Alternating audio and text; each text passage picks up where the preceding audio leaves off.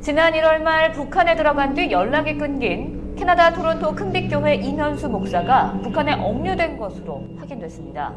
북한에 억류된 한국계 캐나다인 임현수 목사가 북한이 10개월째 억류하고 있는 한국계 캐나다인 60살 임현수 목사에게 종신 노역형을 선고했다고 북한 조선중앙통신이 보도했습니다. 조선나라 임현수를 조선민주주의 인민공화국 헌법 제60조 국가정보 군무죄 부단에 의하여 무기 부동령에게 처한다.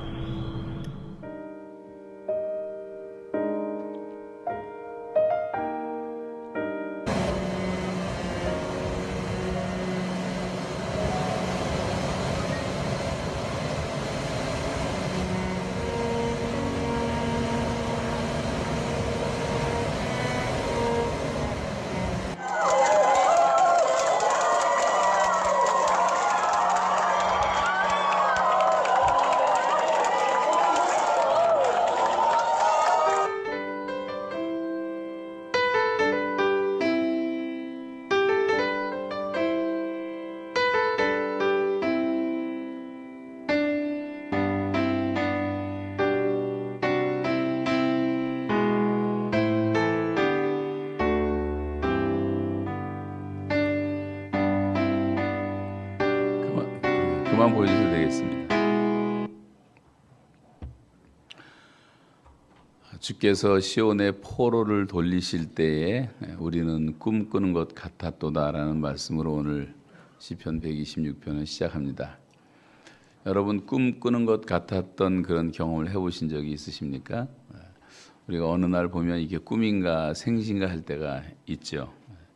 저도 벌써 이제 많은 시간이 지났지만 정말 꿈꾸는 것 같았던 일이 있었습니다. 아까 보셨던 대로 북한에서 원래는 이제 사형 선고를 받고 그다음에 종신형으로 바꾸고 이제 감옥에 들어가서 독방에서 2년 7개월 9일 동안 정확히 949일 동안 희망이 없는 감옥에서 나올 수가 없다는 이제 그런 선고를 받고 지났는데 949일이 지난 어느 날 전혀 아무도 생각하지 못했던 시간에 저도 일하다가 갑자기 불러서 나가보니까 이제 석방이 되는 날이었습니다. 평양으로 눈 가리고 이송을 해서 보니까 보통강 호텔에 사람들이 와 있었는데 이제 캐나다의 특사들이 14명이 와서 대기하고 있었고 또 캐나다 수상이 보내준 전용 비행기를 타고 이제 일본에 제일 먼저 도착을 했습니다. 일본에 도착을 해보니까 태평양 사령관이 나와서 영접을 해주고 2시간 동안 거기서 이제 환영 파티를 열어줬는데 캐나다 대사관 직원들 이제 다 오게 되었습니다. 그리고 이제 일본에서 다시 이제 괌으로 가게 됐어요. 괌에서 다시 마샬 반도로 가게 됐어요. 근데 괌에 도착했을 때에 제가 묵었던 숙소가 쉐라톤 호텔이었는데 쉐라톤 호텔 특실을 잡아주더라고요. 너무나 화려하고 태평양 한가운데 있는 너무 아름다운 호텔이었는데 어제까지만 해도 감옥에 벌레 나오고 어둡고 그런데 독방에 있다가 하루 만에 5스타 특실 호텔에 들어오니까 문화 충격이 오더라고요. 이런 데도 있었나. 정말 꿈꾸는 것 같았어요. 그 다음날 이제 제가 마샬 반도를 갔습니다. 그러니까 이게 비행기가 계속 그 미군 비행장만 이동하면서 비밀리에 올 계획으로 그렇게 추진되고 있었는데 일본의 이제 요고타 공항에 내렸을 때 북한의 이제 컨트롤 타워에서 이렇게 신호를 보내는데 그걸 민간인들이 받아가지고 정보가 새 나가서 제가 비행기에서 내리는 모습을 망원 렌즈로 촬영을 해서 NHK에다가 보내갖고 제가 2시간 동안 동경에 머무는 동안 3분마다 제 뉴스가 나가더라고요. NHK를 통해서 전 세계로 나가기 시작했습니다. 그래서 이제 알려지기 시작한 거죠. 저는 마샬 반도라는 말은 들어봤지만 어딘지도 모르고 있었어요. 여러분 한번 보여드릴게 보세요. 마샬 반도가 어떻게 생겼는지.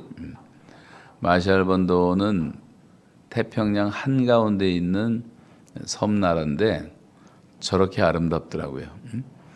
제가 본 나라 중에서는 이제 쬐끄만 나라지만 가장 아름다웠어요. 그래서 북한 덕분에, 위대한 수령님 덕분에 제가 저는 마샬반도도 구경할 수가 있었고, 저기서 이제 기름을 다시 주유하고 좀 쉬었다가 다시 이제 하와이로 오게 됐습니다. 그래서 하와이에서 또 하룻밤을 자고, 그 다음에는 이제 밴쿠버 또 공군기지로 와서 하룻밤 자고, 그 다음에 트렌톤이라고 하는 이제 캐나다 온타리오주에 있는 공군기지에 내려서 이제 집으로 이제 오게 되었죠. 그런 이야기들을 뭐 다 할 시간은 없고, 제가 이 말씀을 드리는 이유는 꿈꾸는 것 같았도다 이 말을 좀 설명하기 위해서 드리는 겁니다. 그리고 얼마 후에 오타와를 방문을 했는데, 오타와에 상원 의원, 하원 의원 전원이 일어나서 기립박수를 치면서 환영을 해준 것을 또 잊을 수가 없고, 밴쿠버 오페라 하우스에서 또 어느 분이 하도 가절해서 갔더니 그 지휘자가 알아보고 오페라가 시작되기 전에 그 가득 찬 관중들이 일어나서 또 기립박수를 쳐주는 그런 경험도 하게 됐습니다. 캐나다 최대 공영방송이었던 CBS가 그 주일날 제가 우리 교회에서 설교를 하는데 2시간을 예배를 드리는데 처음 시작부터 마지막까지 실황 중계를 전국에 해줬어요. 이거는 거의 전무후무한 일이라고 합니다. 더군다나 한국교회 예배를. 그러면서 이제 사람들이 많이 이제 더 알게 됐는데, 그래서 하나님이 대사를 행하셨도다, 이제 이스라엘 백성들이 고백한 것처럼 하나님이 하신 일들을 하나님이 선포하기 시작을 했고, 모든 하나도 안 빠지고 정말 전국의 모든 신문들이 다 대서특필을 하고 헤드라인 기사가 크게 뜨고 며칠 동안 그것도, 그리고 방송국마다 인터뷰를 하라고 찾아오고 난리가 났었어요. 캐나다 안에서는. 어느 캐나다 교회들을 좀 많이 다녔는데, 한국에 오기 전에 어느 교회 갔더니 예배 끝나고 난 다음에 할머니들 3분이 제 옆에 와서 식사를 하는데, 86세 먹은 할머니가 옛날에 가수였다고 하는 분인데 제 옆에 앉더니 내 소식을 듣고 자기가 2년 동안 매일 기도를 했는데 전혀 알지 못하는 백인 할머니죠. 그런데 3일 전에 제가 석방돼서 나오는 것을 하나님이 꿈으로 보여주셔서 다 알고 있었다, 이렇게 얘기를 하는 걸 듣고 제가 깜짝 놀랐는데, 그런 비슷한 얘기 하는 분들을 여러 사람을 만났어요. 미국에서도 만나고 캐나다에서도 만나고. 이 성에 내 백성이 많다는 하나님의 말씀도 있지만, 제가 감옥에 있을 때 저한테 사람들이 보내준 편지가 감옥 안에까지 이제 들어왔는데, 한국 사람들은 한 명도 없었지만 전부 다 외국인들이 아일랜드에서, 영국에서, 뭐 독일에서, 또 싱가포르에서, 포르투갈에서, 미국에서, 캐나다에서, 어떻게 감옥 안에까지 알지도 못하는 사람인데 같은 크리스찬 형제라고 해가지고 그 소식을 알고, 그 평양에 있는 스웨덴 대사관이 이제 그런 역할을 해주는 걸 알고 스웨덴 대사관을 통해서 보내오고, CNN 지부를 통해서 보내오고, 나와 보니까 그렇게 보내온 편지가 한 2,000통이 있었어요. 한 사람도 제가 알지 못하는 각 나라 사람들이었어요. 그때 제가 느낀 게, 어거스틴의 하나님의 도성에도 그런 얘기가 나오지만 이 세상이 다 이제 멸망하고 망하고 있지만, 그러나 새롭게 세워지는 하나님의 나라. 그래서 하나님의 백성들이 이렇게 많구나, 세상에. 이런 것들을 이제 몸으로, 피부로 느낀 것이 너무나 감사했습니다. 그 연아 마틴이라고 하는 이제 한국계 상원의원이 한 사람이 있는데, 이 상원의원이 이제 전화를 해서 막 엉엉 울어요. 여자분인데 제가 잘 알고 있었고 또 신앙도 좋은 분인데, 목사님, 그러면서 자기가 캐나다에 살면서 이렇게 하나님 얘기를 몇 주간 동안 계속 라디오, TV를 통해서 들어본 적이 처음이라는 거예요. 그래서 하나님께서 하나님이 하신 일들을 이제 선포하시면서 저에게는 복음 전할 수 있는 기회를 주셔갖고, 캐나다 전국 선교대회에도 나가서 3일 동안 말씀을 전하고 증거할 수가 있었고 뭐 수개월 동안을 그렇게 이제 다닐 수가 있었습니다. 2015년 1월 30일 날 저도 이제 평범하게 살다가 갑자기 제 삶 속에 어둠이 찾아왔어요. 아무것도 보이지 않는 아주 깜깜한 어둠이 찾아오게 됐는데 그 어둠이 이제 949일 계속 된 거죠. 그러던 어느 날 갑자기 빛이 찾아온 것입니다. 우리 조금 있으면 6.25 이제 오늘이 현충일인가요? 현충일 6.25 이제 8.15 계속 됩니다만 그야말로 광복이었어요. 빛이 돌아왔다. 빛이 돌아왔다. 정말 꿈꾸는 것 같았고 우리 입에는 웃음이 가득했고 우리 혀에는 찬양이 찼었도다. 늘 얼마나 기쁜지.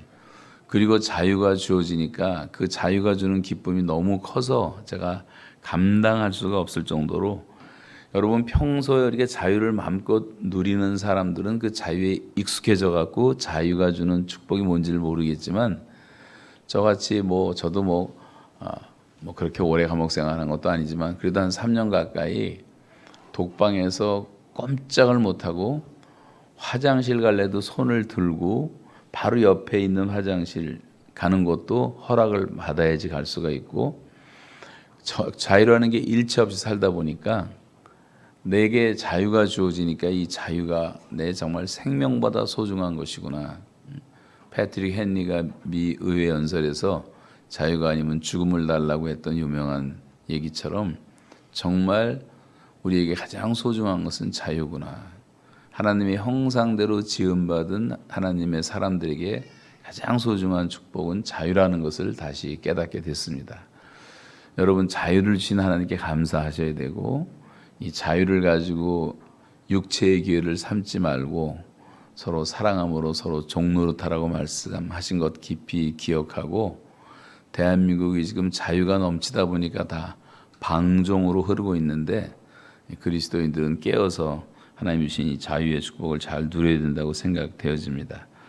노예 생활을 하다가 자유를 찾은 것처럼 나를 결박하고 있던 모든 쇠사슬이 한순간에 다 끊어져 버린 것처럼 헐헐 날아갈 수 있는 날개가 달린 것입니다.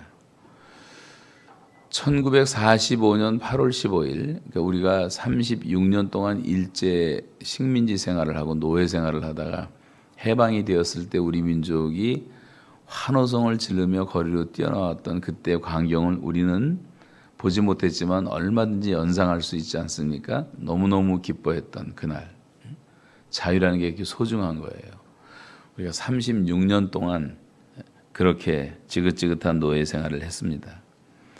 제가 한국을 떠난 지가 이제 85년도에 떠났으니까 금년이 딱 만 36년인데 일제 36년이 어느 정도의 세월이라는 것이 좀 실감이 나요.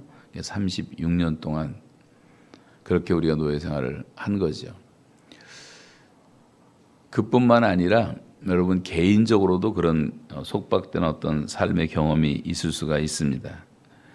여하튼 지금 그런 시간이 76년이 지났지만 우리는 아직도 그날을 잊지 못하고 있습니다. 왜 잊지 못하냐면 그 과거가 너무나 비참했기 때문에 잊을 수가 없는 거죠. 용서한다는 것과 잊어버린다는 것은 별개의 문제입니다. 우리가 용서는 할 수 있지만 잊어버릴 수는 없는 거죠. 기억을 해야 됩니다. 그리고 몇 년 후에 6.25 전쟁이 터졌습니다. 우린 6.25의 참혹한 비극을 또한 잊지 못합니다.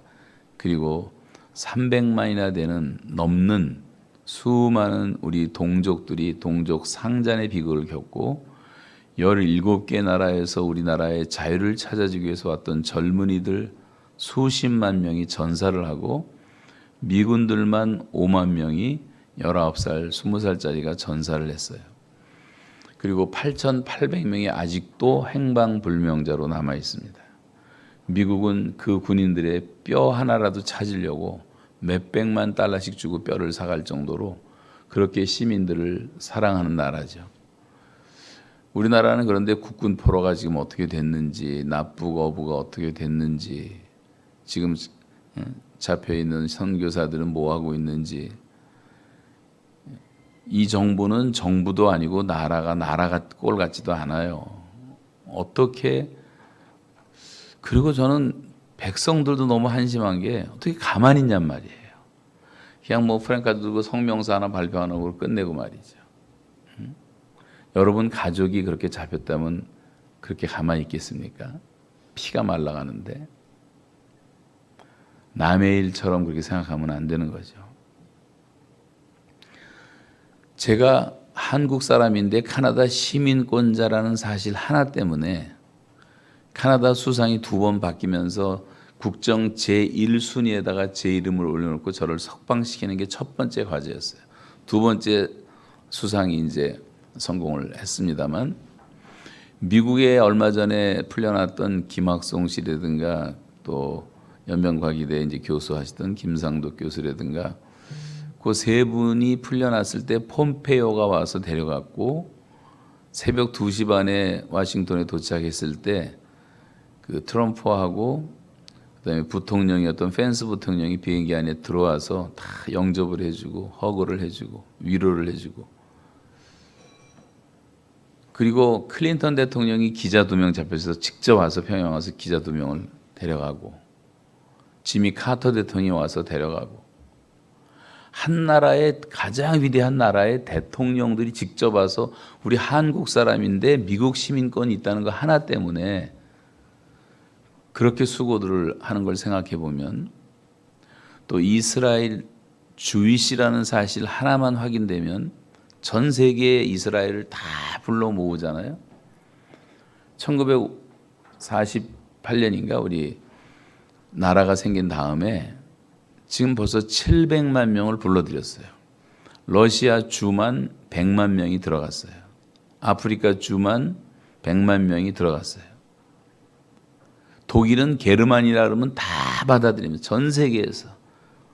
제일 많이 러시아에서 들어갔지만 유럽 흩어져 있던 사람들, 뭐 전 세계 흩어져 있던 게르만들은 다 자기 조국으로 환영을 하는데, 우리나라는 도대체 어떻게 된 건지. 북한도 우리나라인데 거기 살지 못하고 독재자의 그 고통 속에 신음하다가 살기 위해서 자기 나라, 우리 남한을 찾아오는 사람들도 영접을 안 해줘요.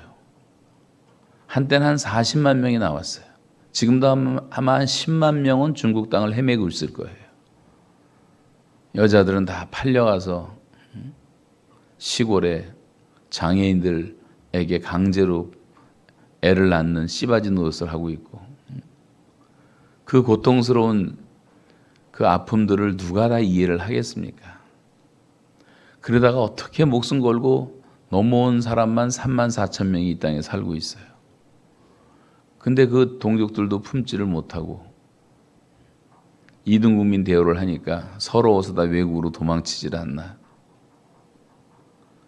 그 중에 또 하나님께 헌신한 신학생들, 목회자들, 사역자들이 한 300명 되는데, 이분들조차도 한국 교회가 제대로 품고 있지 못하기 때문에 지금 문제가 심각하다는 겁니다.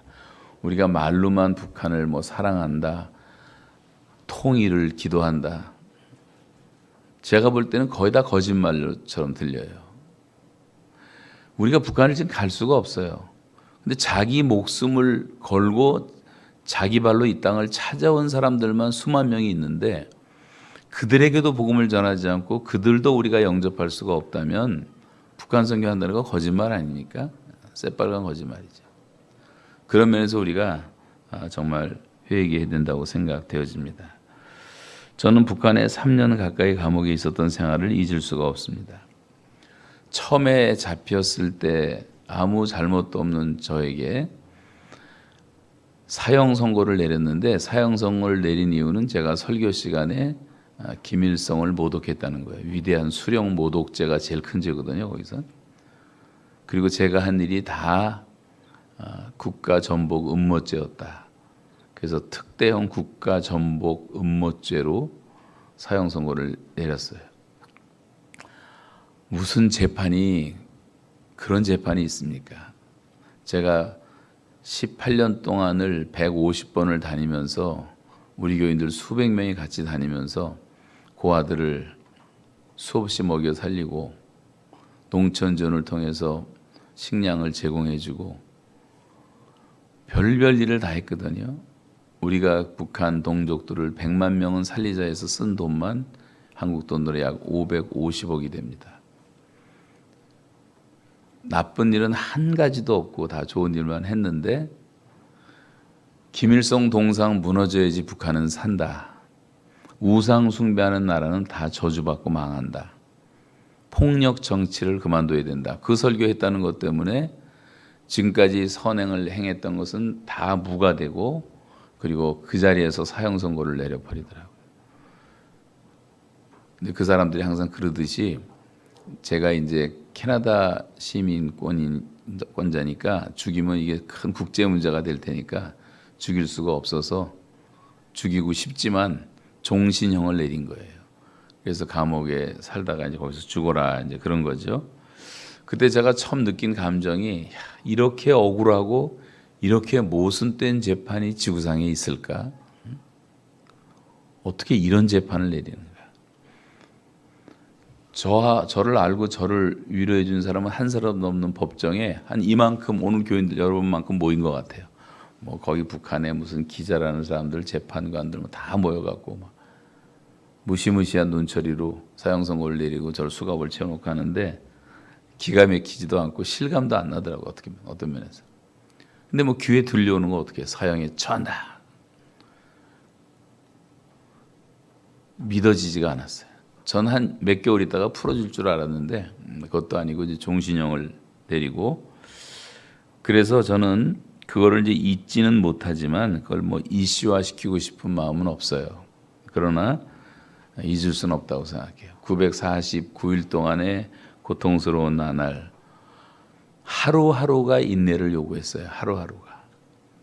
내일 일은 아예 생각을 하면 안 되니까 내일 일은 생각도 안 했고 내일 일은 또 자랑하지도 말라 그랬고 한날 괴로움은 그날에 족하다는 말씀 때문에 하나님 제가 일일 단위로 살겠습니다. 새벽에 일어나면 누워서 이제 새벽기도 앉아서도 못하니까 이불 속에서 기도하면서 하루를 맡기고 그렇게 사는데 첫날 제가 오늘 이제 뭐 시간이 없어서 다 말씀은 못 드리겠고요. 나중에 이제 책을 통해서 읽어보시면 대략은 알 수가 있을 겁니다. 그래서 이제 첫날 밤 꿈을 꿨는데 그 꿈 속에서 주님이 앞으로 내가 감옥 생활을 어떻게 할 것이라는 것을 여러 가지 상징으로 보여주셨고 깜깜한 터널을 한없이 걷는 것도 보여주셨고 한참 걷고 있는데 예수님의 손이 이렇게 나타나더니 저를 안아서 이렇게 땅 위로 올리시더라고. 근데 그 안에 보니까 내 모습이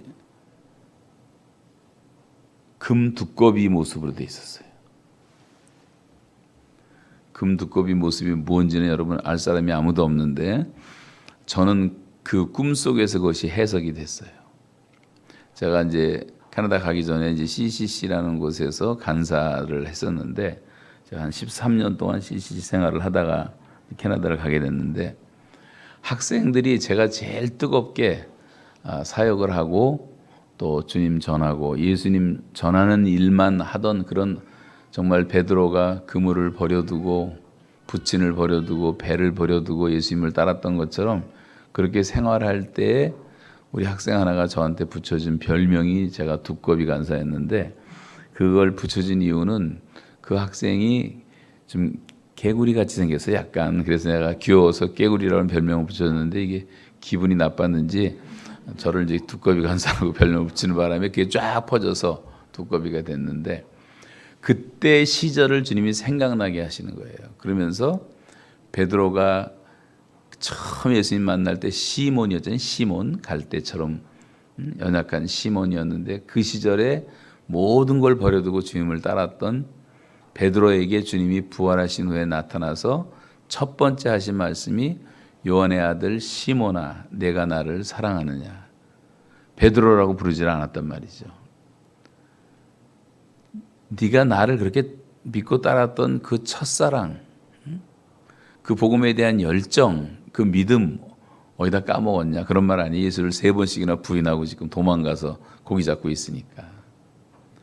저도 이제 캐나다에서 목회를 30년을 꼬박 했는데 30년 동안 나름대로 열심히 한다고는 했지만 이제 후에는 또 좀 매너리즘에 빠지기도 하고 이제 그렇게 종교 배우 노릇도 하고 뭐 이런 그 삶을 주님께서 안타깝게 보시고 주님이 주시던 말씀이 그 시절 두꺼비 간사의 시절 그 영적 청춘 첫사랑을 회복할 수 없겠느냐 이제 그런 메시지로 들려왔고 그 두꺼비가 시커먼 두꺼비가 아니라 금두꺼비였는데 제가 이 얘기를 했더니 제 제자가 그 화가가 하나 있는데 걔가 이제 그림을 그려왔더라고요. 우리 집에 갖다 놨는데 그림을 아주 내가 꿈에서 본 거하고 똑같이 잘 그렸어요. 그런데 붉으스름한 이제 금 색깔이었는데 제 이 간증을 듣더니 어떤 분이 금 전문가가 와서 하는 말이 요즘에 제일 비싼 게 로즈 골드입니다 그러더라고요. 약간 붉으스름한 금이 더 비싸다 그래. 그때 하나님이 계속 주셨던 말씀이 내가 가는 길을 오직 그가 아시나니 그가 나를 단련하신 후에는 내가 정금같이 나오리라. 제가 언제까지 나를 여기 두시겠습니까? 기도할 때마다 주셨던 말씀이 그 말씀이거든요. 그래서 이제 희망을 갖고 기다렸던 거죠. 중간 얘기는 생략을 하고 그러다가 이제 949일 되던 어느 날 그 꿈에서 보여주셨던 대로 저를 이제 끌어올리신 겁니다. 하루하루가 인내를 요구했고 많은 분들이 저는 얘기하기 싫지만 질문하는 게 감옥에서 뭐 먹었습니까? 이런 질문들을 많이 하는데 북한 사람들 자체가 먹을 게 없는데 감옥에 먹을 게 있겠어요.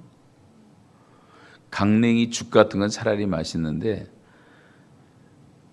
시커먼 밥 같은 건데 이게 도대체 어디서 나오는 건지 출처도 모르는 이런 밥을 주는데 돌이 많아서 몇 번 먹다가 돌이 씹히니까 못 먹겠더라고 도저히. 그래서 물을 말아서 하여간 감옥 나오는 날까지 제가 항상 물을 마는 게 순서였어요. 찬물을. 그래갖고 돌을 가라앉히고 먹어야 됐고 김치가 한 번이라도 먹고 싶은데 김치는 단 한 번도 안 주더라고. 없으니까. 그래갖고 그 양배추 소금에 1년 내내 절여놔요. 소금에. 그거를 이제 조금 주고 된장 푼 거 이제 국 같은 거 하나 주고 여름에는 이제 핵감자가 좀 나오니까 그때는 이제 감자도 좀 먹고 이제 그랬습니다. 그렇게 먹으니까 뭐 몸무게가 늘어날 리가 없죠. 딱 2달 만에 몸무게는 23kg가 빠지더라고요. 23kg가. 그러니까 여러분 다이어트를 아주 자연스럽게 할 수 있는 거는 북한 다녀오시는 길밖에 없어요. 한 달만 갔다 오시면 다 돼. 예배를 드리는 게 너무 고통스러웠던 것이 성경 찬송을 안 갖고 그냥 하루만 갔다 온다고 들어갔다 잡혔기 때문에 아니 이 담임 목사가 주일날 설교도 못하고 감옥에서 독방에서 혼자 예배를 드려야 되는데 성경 찬송도 없이 우리가 늘 PPT로 보던 훈련이 돼가지고요 기억이 잘 안 되는 거예요. 찬송가 맨날 부르던 것도 여러분도 그럴 거예요. 우리가 GPS 보고 운전들 하기 때문에 맨날 댕기는 것도 저도 지금 송도에서 왔는데 어떻게 여기로 왔는지도 모르겠어요. 매 광명이라는데 여러 번 다녔는데도 어디가 어딘지 몰라요. 그 기계만 따라다니는 거니까.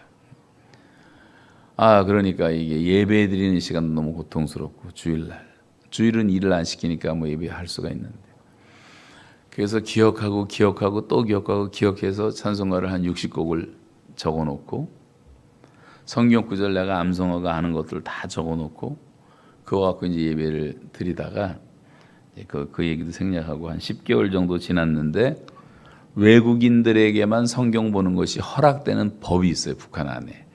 그래서 이제 CNN을 통해서 그 소식이 전해지면서 성경책을 이제 보내왔어요. 성경책을 받았던 날 제가 병원에 있었는데 너무나 기쁘고 반가워서 그것도 이제 그 전에 기도했던 그 간증들 다 얘기를 해야 됩니다만 그래서 이제 성경책을 끌어안고 얼마나 울었는지 모르고요. 목사로서 목회자로서도 성경을 많이 읽지 못했던 것을 철저하게 회개하고 이제 병원이니까 너 걷지도 못하게 요만한 방에 갇혀서 2달 내내 성경을 보는데 창세부터 계시록까지, 계시록부터 창세기까지 거꾸로 다시 한번 왔다 갔다 6번을 읽고 영어로 한 번을 또 다 정독을 해서 읽고 찬송가 1장부터 600장까지 다 불러보고 어떤 것들은 영어로 부르니까 눈물이 줄줄줄 나와요. 왜냐하면 이 의역이 돼가지고 원문의 의미가 잘 와닿지 않던 것. 대표적인 게 이제 273장 나 주를 멀리 떠났다. 이거 이제 coming home 이런 제목이거든요. 근데 그 구절이 얼마나 실감이 나는지 그렇게 눈물이 났고, 또 541장 같은 꽃이 피는 봄날에만 주의 사랑이 있음인가, 열매 맺는 가을에만 주의 은혜 있음인가, 땀을 쏟는 여름에도 주의 사랑 여전하고 추운 겨울 줄일 때도 주의 자비 변함없네.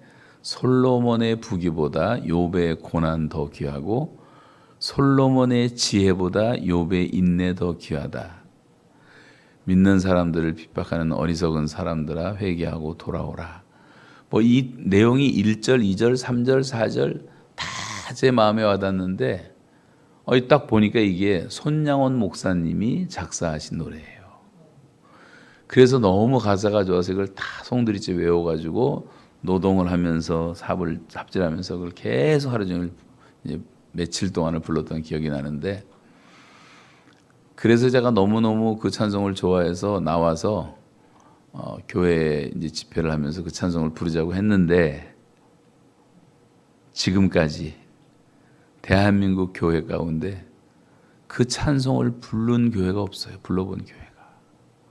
우리가 얼마나 찬송을 안 부르면, 예배가 얼마나 짧아서 한두 장 많이 불러야 3번 부르고 나니까 맨날 부르던 찬송 부르고, 우리가 주일 예배 시간에 좀 충분히 찬양하는 시간을 갖고, 충분히 기도 시간을 갖고, 충분히 말씀을 듣고 은혜가 그냥 단비처럼 내 안에 내려오도록, 그리고 철저하게 회개하고 죄에서 완전히 떠나고, 정말 주일답게 주님의 날로, 내 날이 아니잖아요. 구별된 날이잖아요.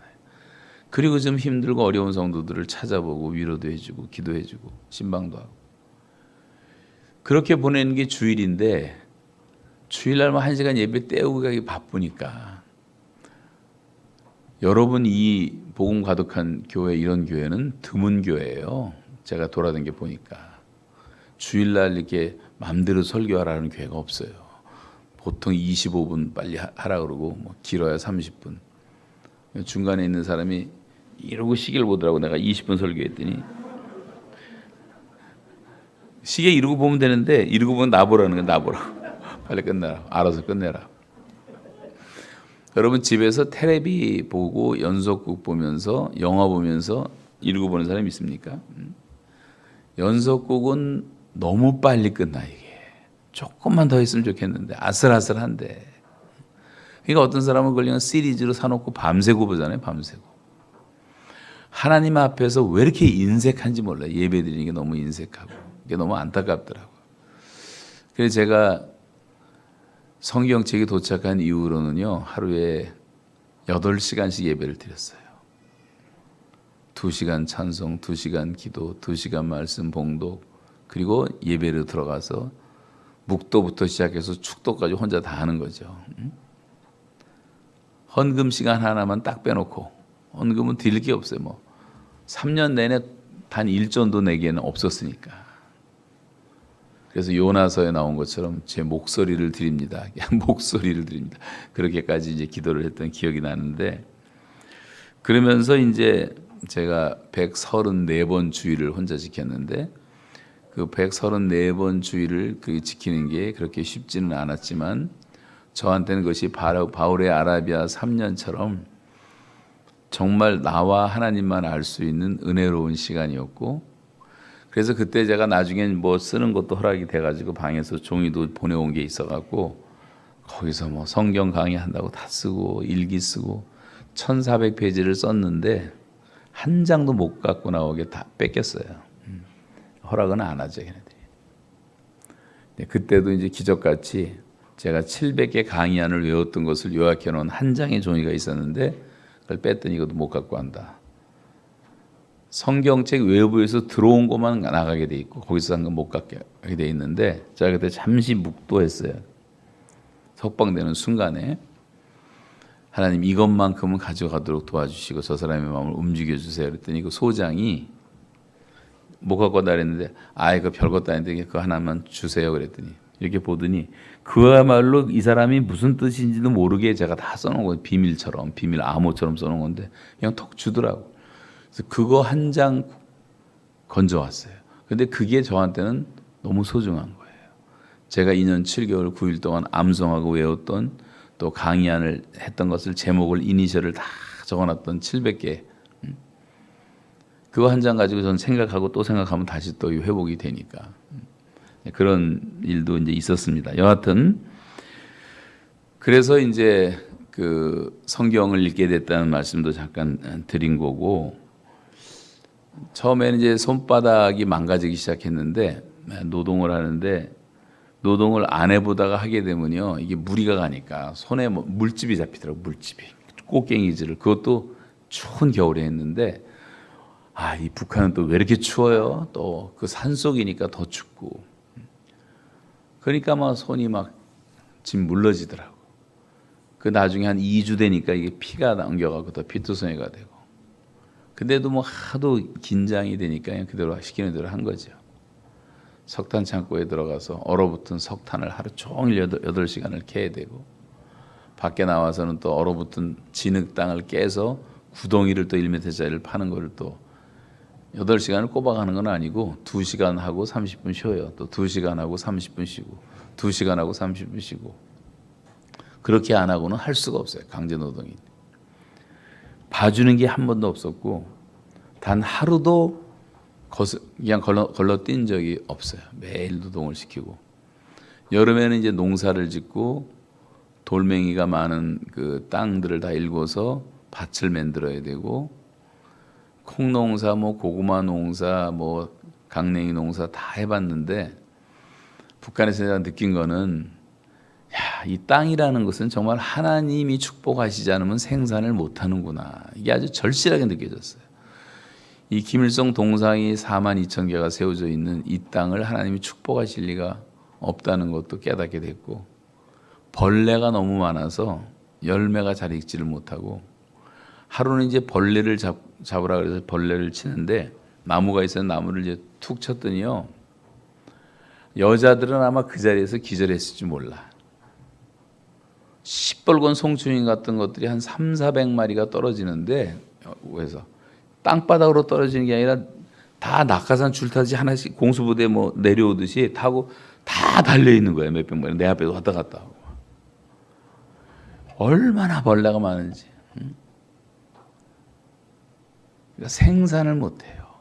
땅이. 그 땅이 또 다 죽었어. 그래서 이제 북한의 농촌조는 이제 시급하다는 것도 느끼게 됐습니다만 콩을 심었는데 나중에 추수를 하는데요. 심은 게 100개라면 추수하는데 100개도 안 나오더라고. 이게 말이나 돼요? 이게 100배가 나와야 되는데 50배가 나와야 되는데 그러니 뭐 헛농사 짓는 거죠. 감자도 벌레 먹고.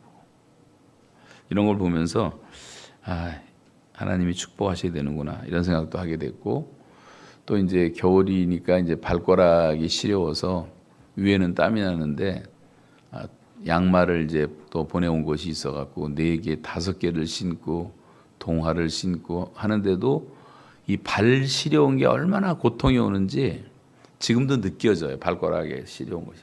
위에는 땀이 나는데 피가 전달이 안 되니까. 그래서 몇 주 지나니까 또 발가락이 얼기 시작하는데 새카맣게 동상이 걸리기 시작하는 거예요.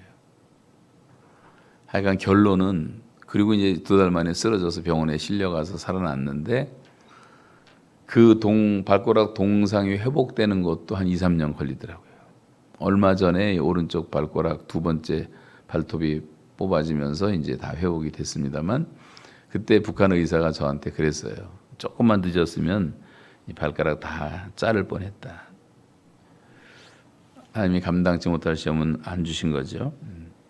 결국 이제 2달 만에 손과 팔을 움직일 수 없을 정도로 여기 어깨에는 이제 인대가 3대가 나가서 이게 팔을 들 수가 없고 뒤로 돌릴 수가 없고 요즘은 또 아직 왼팔이 좀 아픕니다만 손가락은 이렇게밖에 안 잡혔어요.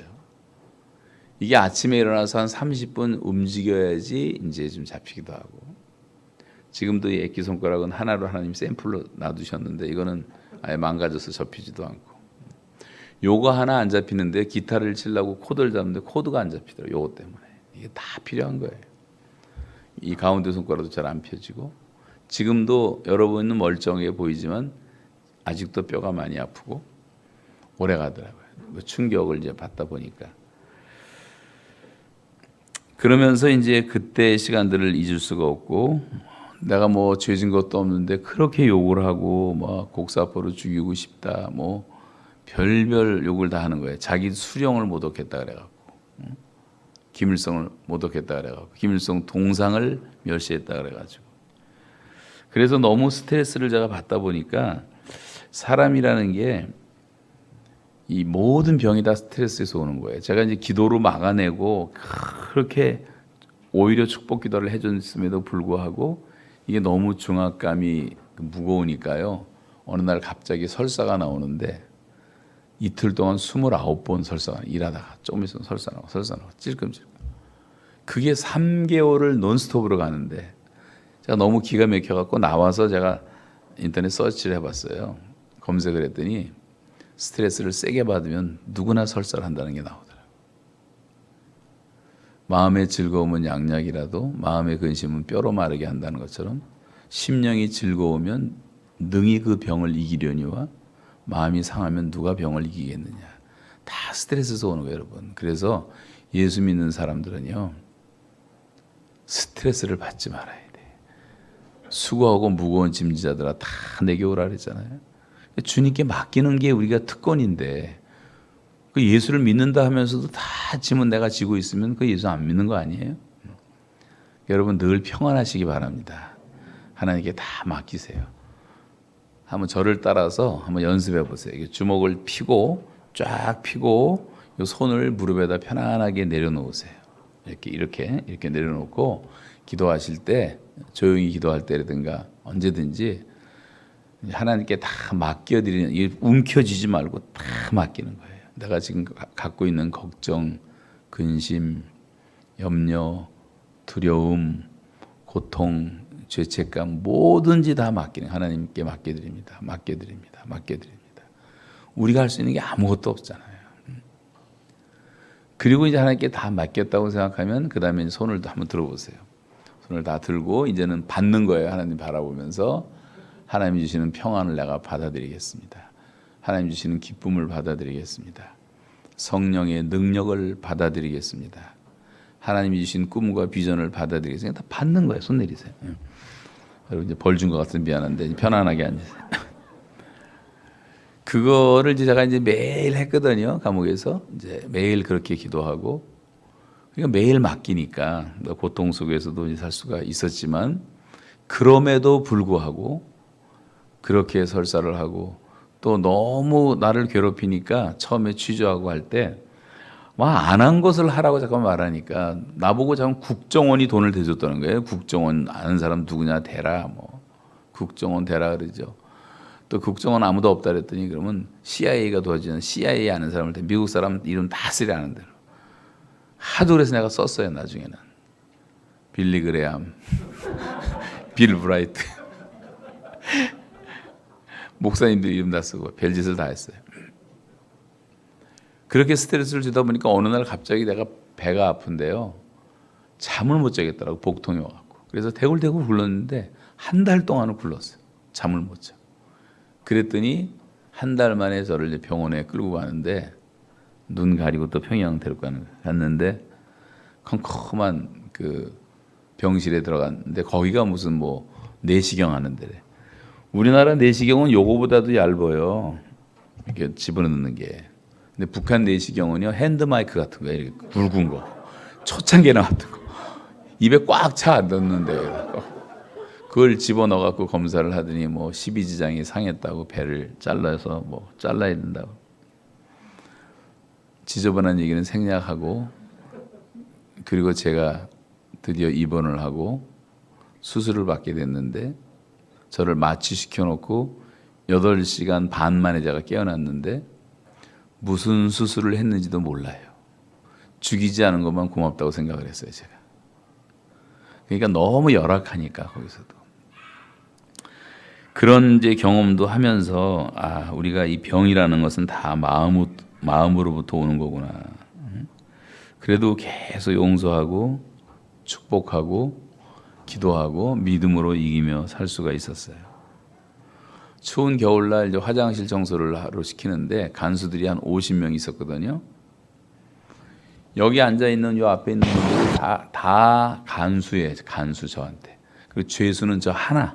감옥 전체에 저 하나를 집어넣고 50명이 아침에는 제식 훈련하고 자기들끼리 훈련도 하다가 365일 24시간 2명씩 교대로 권총 차고 저를 지키는 거예요.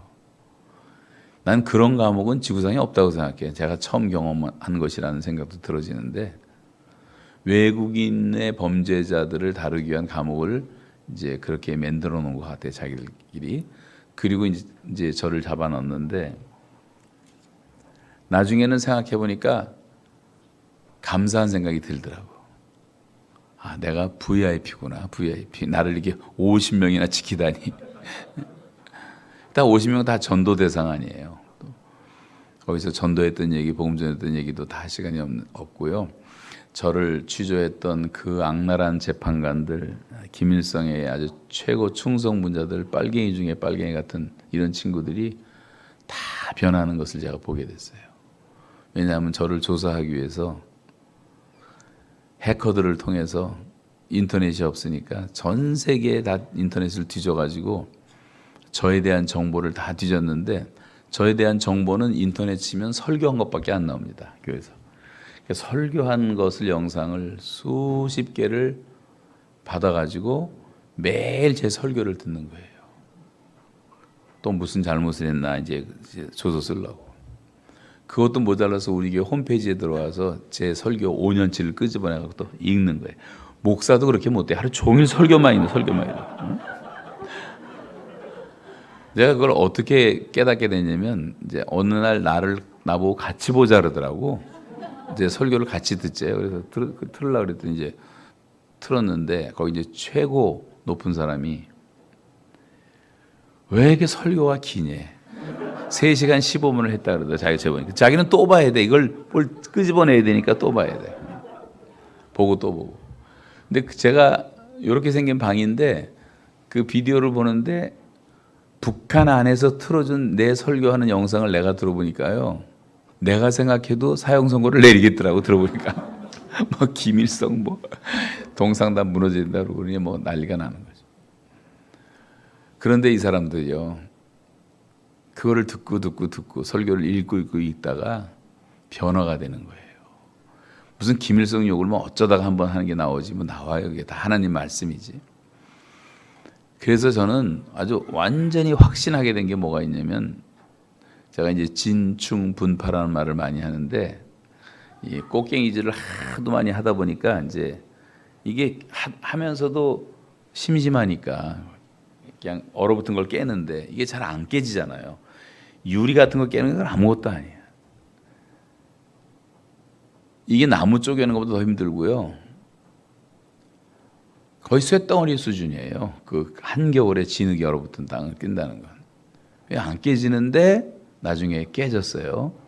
하루에 한 개씩 팔았는데 처음에는 한 달에 한 개도 못 팔 뻔했는데 점점점 숙달되니까 되더라고.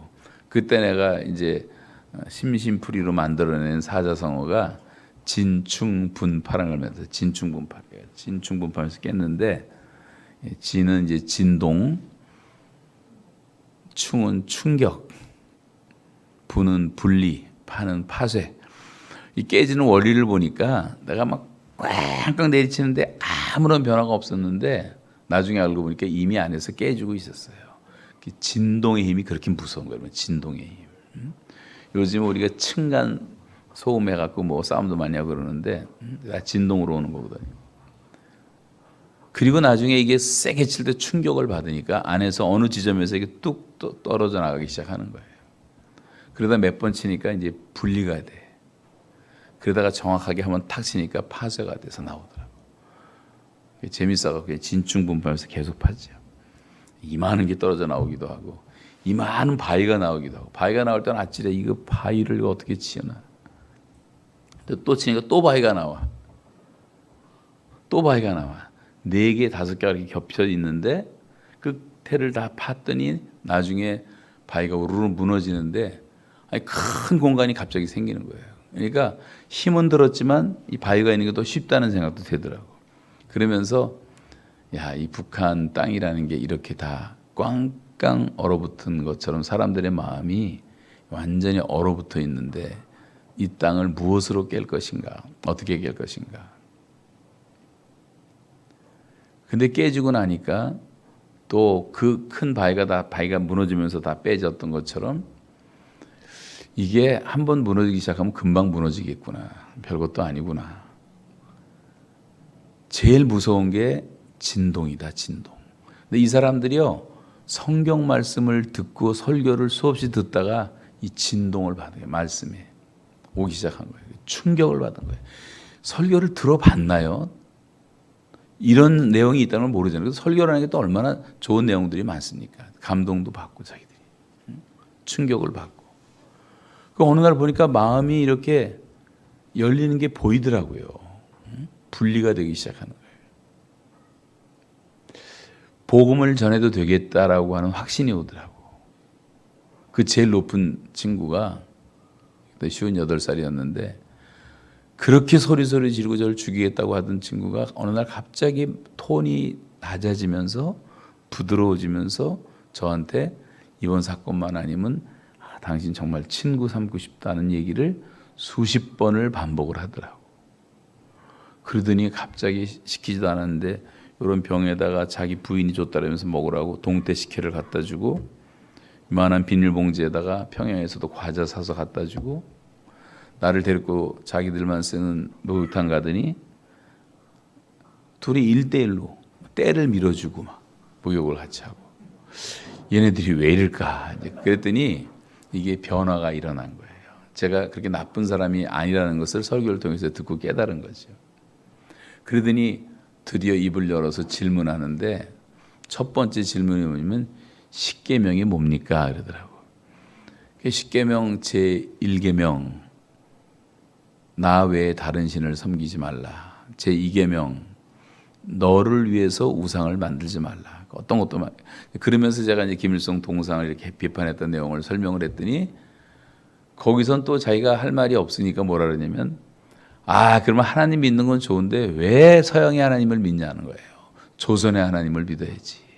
조선의 하나님은 위대한 수령님이시다. 또 한마디 하고 또 지나가고 그러면서 이제 뭐 오병이어가 뭐냐 별거 다 물고 사람이 마음이 열리는 게 보이니까요. 루디아가 바울의 말을 청정했다 그랬는데 성령께서 루디아의 마음을 여시고 바울의 마음을 청정하고 말씀을 그러고 난 다음에 드디어 빌립보에다 세운 교회가 유럽의 최초의 교회가 되었듯이 하나님이 사람의 마음들을 여시더라고요. 하여간 그러면서 이 사람들이 변하는 걸 보면서 제가 확신을 얻은 게 뭐냐면 이 꽝꽝 얼어붙은 동토의 땅이지만 또 북한 백성들 정말 소망이 없는 에스겔 골짜기에 해골대처럼 삐쩍 마른 뼈다구들만 널려 있는 것처럼 희망이 없는 나라지만 나중에 이제 시간 날 때 제가 다시 한번 이제 보여드리면 실감하실 거예요. 얼마나 소망이 없는 나라지만 하나님의 말씀이 대언되고 에스겔한테 그러잖아요. 내 말을 대언하라. 그리고 성령께서 역사하시고 성령의 바람이 불었더니 뼈들이 움직이는 거예요. 사람의 형체를 갖추는 거예요. 살이 생기는 거예요. 근육이 생기는 거예요. 피부가 덮이는 거예요. 그리고 여호와의 신이 들어갔더니 여호와의 군대가 되었더라. 여러분 저 소망이 없는 북한 땅에도 하나님의 말씀이 선포되기 시작하고 성령이 역사하면 북한 인민들 모두가 다 여호와의 군대로 변하는 날이 올 줄로 믿습니다. 이런 소망을 꼭 가지시고 하나님 문을 여실 때 들어가서 내가 말씀을 선포하겠다고 하는 준비를 지금부터 하란 말이에요. 믿음은 들으면서 나는 거기 때문에 들려주는 전도자가 있어야 돼요. 전도라는 것은 딱 세 가지가 필요한 거예요. 전도자가 있어야 되고, 전도자가 전하는 복음이 있어야 되고, 성령의 역사로 회개하고 사람들이 돌아오는 거거든요.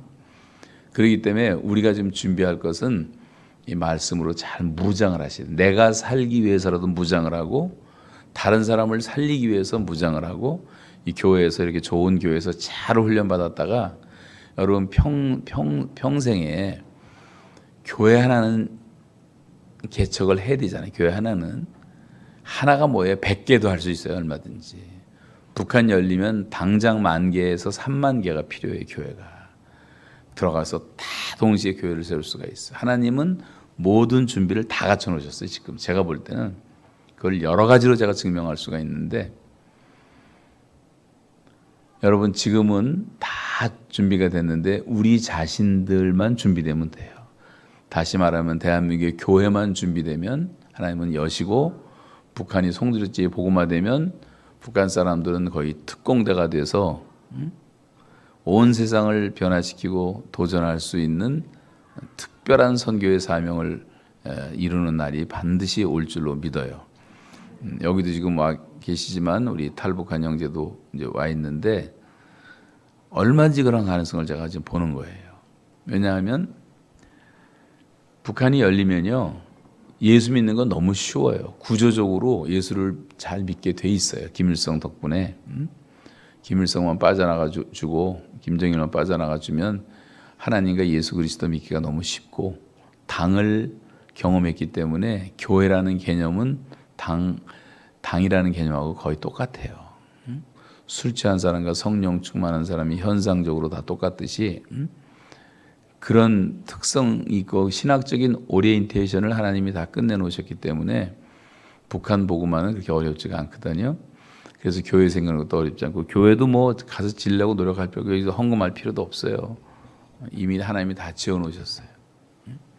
전국에 동네마다 조그만 15가정 사는 분조 단위까지도 혁명 사적관이라는 걸 지어놨는데, 큰 데는 예배당만한데 이거보다 더 큰 데도 있고, 작은 데는 요거 뭐 반만 데도 있고, 온 동네가 모여서 훈련을 받는 혁명 사적관이 43,000개가 지어져 있어요 이미. 근데 너무 신기한 게 시골 같은 데 가보면요, 그 혁명 사적관은 제일 좋은 위치에 언덕 위에다 져놓고 너무 예배당 같이 져놔서 십자가만 딱 붙이면 예배당이에요. 진짜 그렇게 다 져놨어요. 너무 신기해 보면. 네, 여러분 교회 짓겠다고 헌금하고 쓸데없는 짓 하지 말고 그냥 잘 훈련받고 기도하고 말씀으로 무장하시면 하나님의 때가 되면 교회 개척 다 할 수가 있어요. 어디 나가서 젊은이들이 뭐 수백 개 교회 세울 수도 있어요. 이 무교회 지역이라든가 미전도 종족 지역을 다녀보면요, 그날 교회가 세워집니다. 전도하다 보면 성경대로 되는 거예요. 성경대로. 우리가 인도에만 지금 4,000개 교회를 세웠어요. 제자를 훈련시켜갖고 세우고 하니까 그렇게 되는 거예요. 우리는 물론 많이 여러 교회를 같이 갔지만 젊은이들이 지금도 계속 가고 있는데, 북인도 지방에 370개, 우리가 미전도 종족 639개 10만 단위 사람들 가운데 370개가 북인도에 몰려 있거든요. 거기 집중을 했더니 그렇게 교회가 세워지고, 교회가 없으니까 무교회 지역이니까 교단도 없고 아무것도 없어서 교단을 만들었어요. 뉴라이프라고. 그래갖고 1,600명 우리가 목사 안수 줘갖고 젊은이들 훈련시킨 친구들을 얼마나 열심히 사역을 잘하는지 몰라요. 그런 일들이 얼마든지 가능한 겁니다. 북한은 미전도 종족이에요. 근데 여러분 미전도 찾아가서 전도하기 힘든 게 왜 힘듭니까? 우리가 언어가 힘들어요. 언어가. 영어라는 뭐 중국말은 통역자가 있지만 그 부족들을 찾아가려면 통역자들이 없단 말이에요. 전도하기 힘들어. 근데 북한은 통역이 필요 없잖아. 다 우리나라 말 다 통하니까.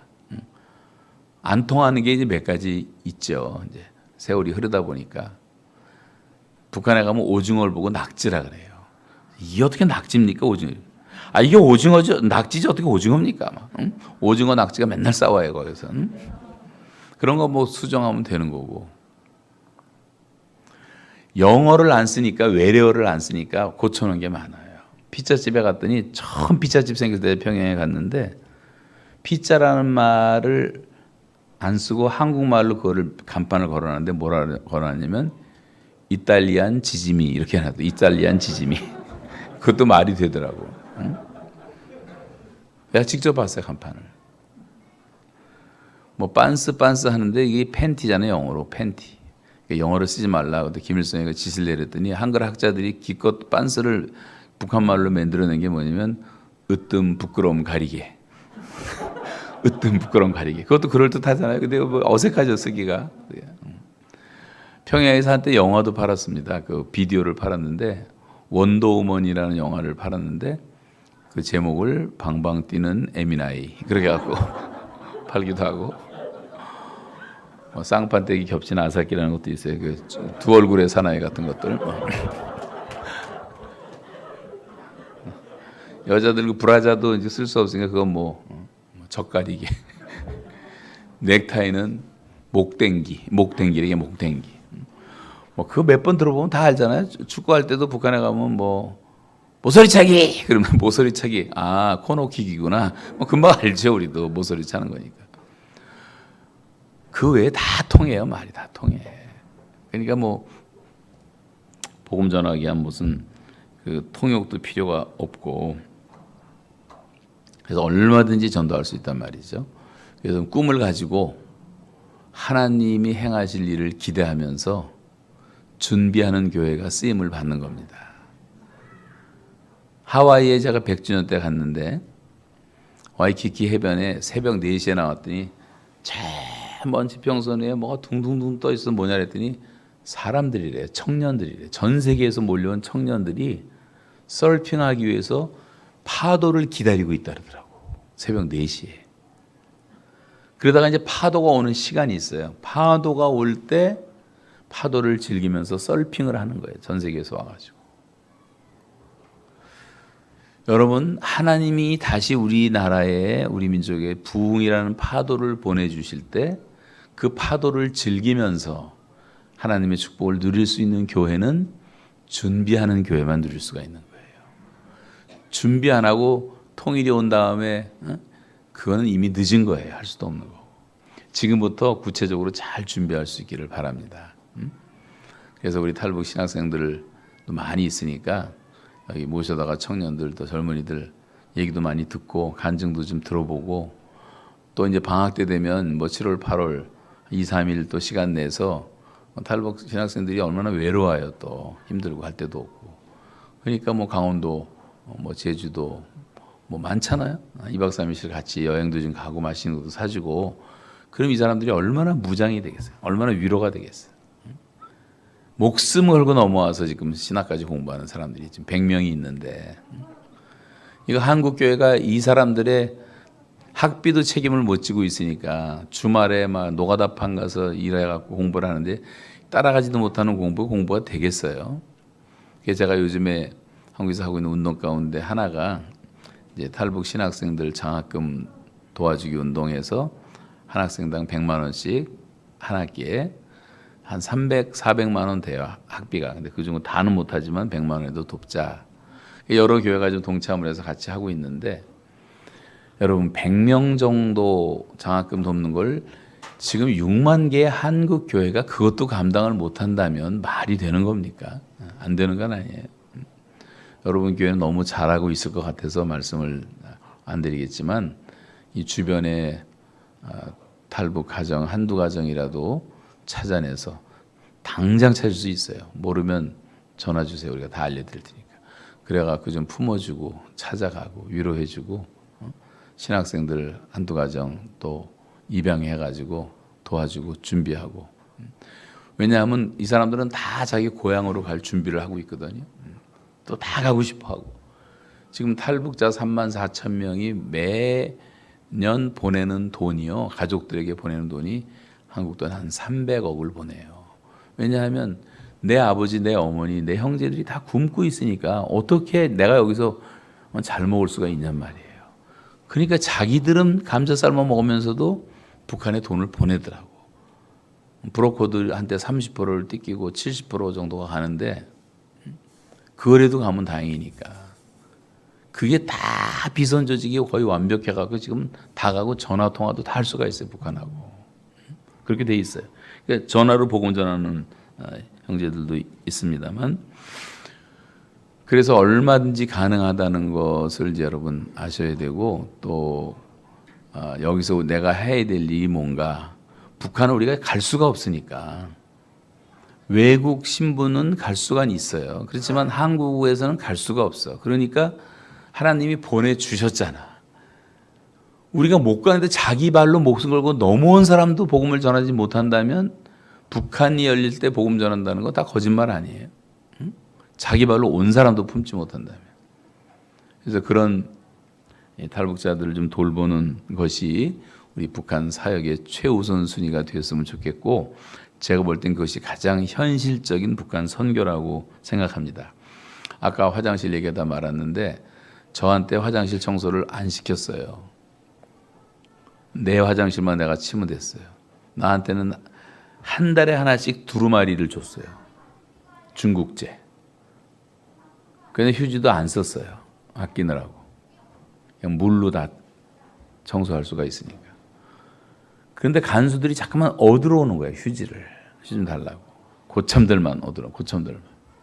그래서 왜 그 휴지를 두고 왔나 얻으러 오지? 나 다 줬죠. 근데 이제 안 시키다 어느 날 좀 질이 안 좋은 간수가 룰을 어기고 저한테 자기들 화장실 청소를 시키더라고. 50명이 쓰는 큰 화장실인데 냄새가 진동을 하고 얼어붙었는데 얼음을 다 깨고 청소를 하는데, 제가 놀란 게요. 그 쓰레기통에 있는 휴지가 두루마리는 하나도 없고 딱 손바닥만한 신문지만 있더라고. 그게 다 고급 공무원들인데 그래도 그 나라에서는 휴지가 없는 거예요. 휴지가 있을 수가 없어요. 생각해보니까. 그리고 이 먹는 게 부실하니까 뭐 인풋이 있어야지 아웃풋이 있잖아요. 우리는 하도 많이 먹으니까 화장지를 정신없이 쓰지만 거긴 게 또 필요도 없어요. 고난의 행군 때는 그 풀죽 같은 걸 먹다 보니까 변이 나오는 게 뭐 염소똥 몇 개 떨어지듯이 화장실이 별로 문제가 안 될 정도로. 남한하고는 이 시츄에이션이 완전히 다른 거예요. 북한 상황이. 그걸 보면서도 이렇게까지 사는구나. 이제 고통스러운 것도 이제 보게 됐고, 얼어붙은 이제 석탄재 깨서 리아카에 실어서 8시간씩 매일 산에 갔다 이제 푸든 것도 몇 달을 해봤는데 허리가 뽀개지는 것 같고, 또 석탄 창고에서 일하면 얼굴이 시커매지고, 또 더운 물은 한 번도 못 써봤으니까 다 찬물, 얼음물 깨서 써야 되는데 지워지지도 않고. 눈 오는 날이 좋더라고요. 눈 오는 날은 이제 눈을 치니까. 죄수는 저 혼자니까 저만 시키는 거지. 혼자서 하루 종일 쳐야 돼, 눈을. 또 웬 놈은 눈이 그렇게 많이 오는지. 그냥 눈 쓰는 그것도 막대기 다 삐뚤어지고 망가지고 무거운 거 같고 하니까 뭐 허리가 아픈데, 이건 또 쉬지도 못하니까 하루 종일 하니까 깨끗해서 좋긴 한데, 눈이 며칠 오니까 이제 그렇게 좋았던 눈도 이제 눈 좀 그만 보내달라고 기도를 하게 될 정도로 쉬운 게 하나도 없더라고요. 해보니까 노동이라는 게. 그래서 이제 고통을 당했던 그런 것도 있고, 또 얼어붙은 진흙을 깨가지고 산에서 진흙 덩어리 이만한 걸 깨요. 그 다음에 또 하루 종일 그거를 망치로 부셔가지고 가루를 만들어야 돼요. 그래갖고 진흙과 석탄을 3대1로 섞어서 이제 불을 떼는 거거든요. 그러니까 어떤 때는 또 한두 달 동안은 매일 앉아서 그 얼어붙은 진흙을 부셔갖고 가루를 만드는 또 일만 하기도 하고. 네 하나님이 도대체 어디 있느냐. 바벨론 포로들이 조롱을 당했던 것처럼 그렇게 이제 조소를 했던 친구들, 여기서 10년 버틸까 15년 버틸까 조롱을 하더라고요. 왜냐하면 북한 사람들의 경우는 노동교화소에서 한 2년 버티면 잘 버티고 다 세상을 떠납니다.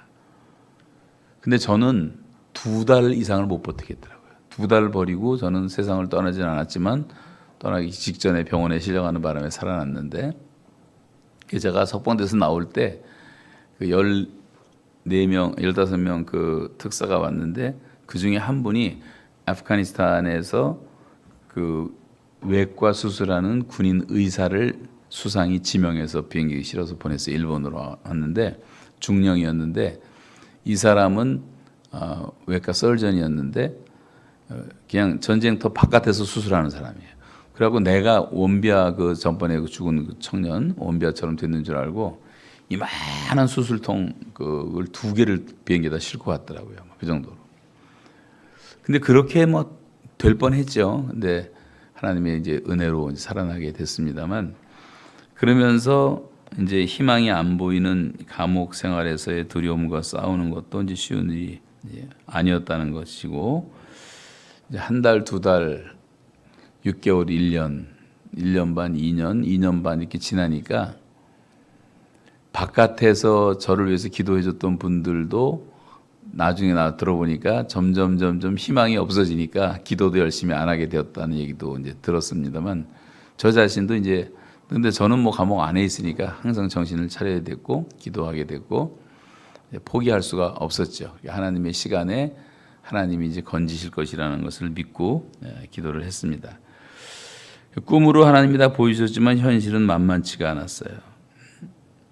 언어 폭력하는 사람들 그 참아내는 것도 쉬운 일이 아니었고 이 꽃갱이 자루가 이제 일하면서 3개가 부러졌는데 너무 세다 보니까 나무가 이 자루가 2번 부러지더니 한 번은 이렇게 두꺼운 쇳덩어리가 반이 뚝 떨어지더라고요.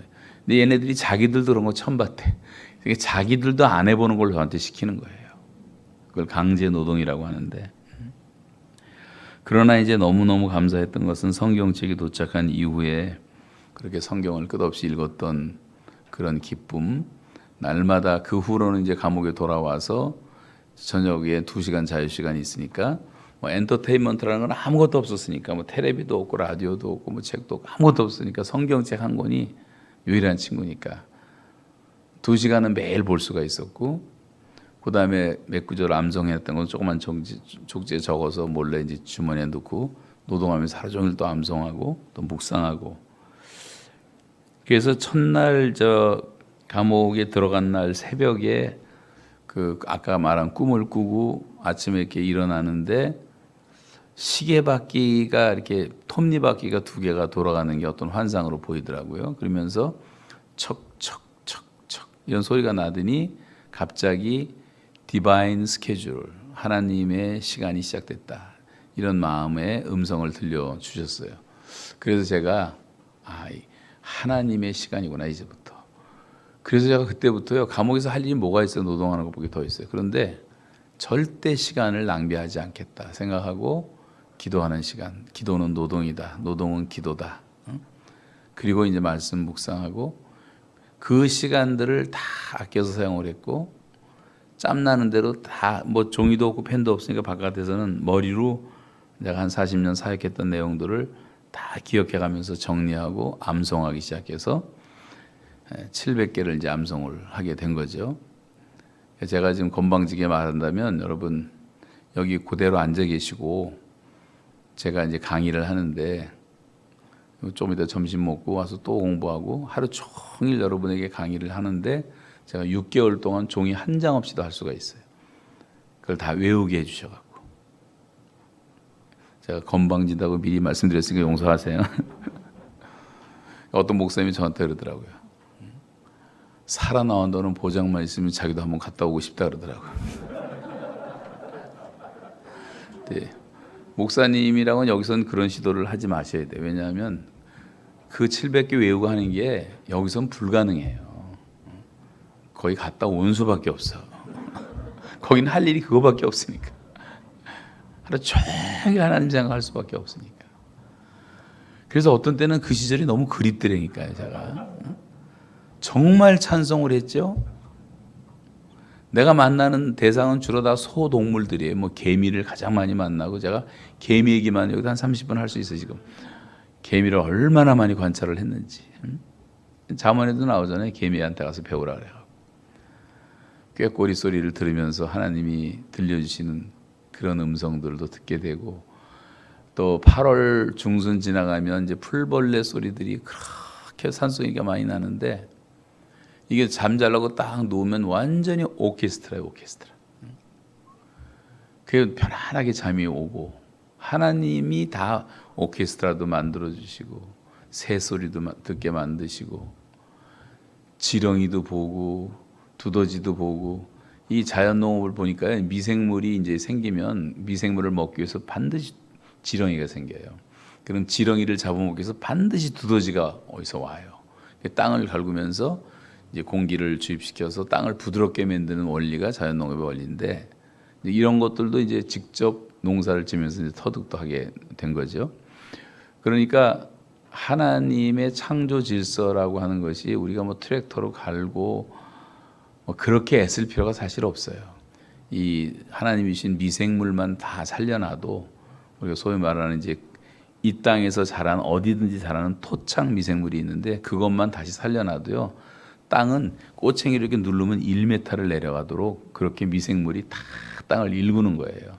근데 이거를 다 농약으로 죽여놨기 때문에 미생물들이 일을 못하는 거예요. 그러니까 땅이 굳어지고 단단해지고 트랙터 쓰고 농약 또 뿌리고. 그러니까 여러분 잡수시는 것들이 다 이 병든 것들이 너무 많은 거예요. 그런 걸 먹으니까 애도 못 낳고 뭐 별별 병이 다 생기는 거예요 지금.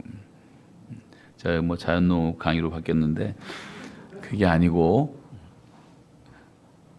그래서 여러분 이제 앞으로 우리가 이제 자비량 선교사를 보내기 위해서 훈련시키는 게 자연농업 훈련을 시켜서 자비량으로 이제 하도록 보내고 지금 훈련도 지금 하고 있는데 자연농업 하나만 배워도요 한 몇 개월만 배우면 선교지 가서 얼마든지 자비량 선교할 수가 있어요. 그리고 모든 선교지는 다 농업 국가예요.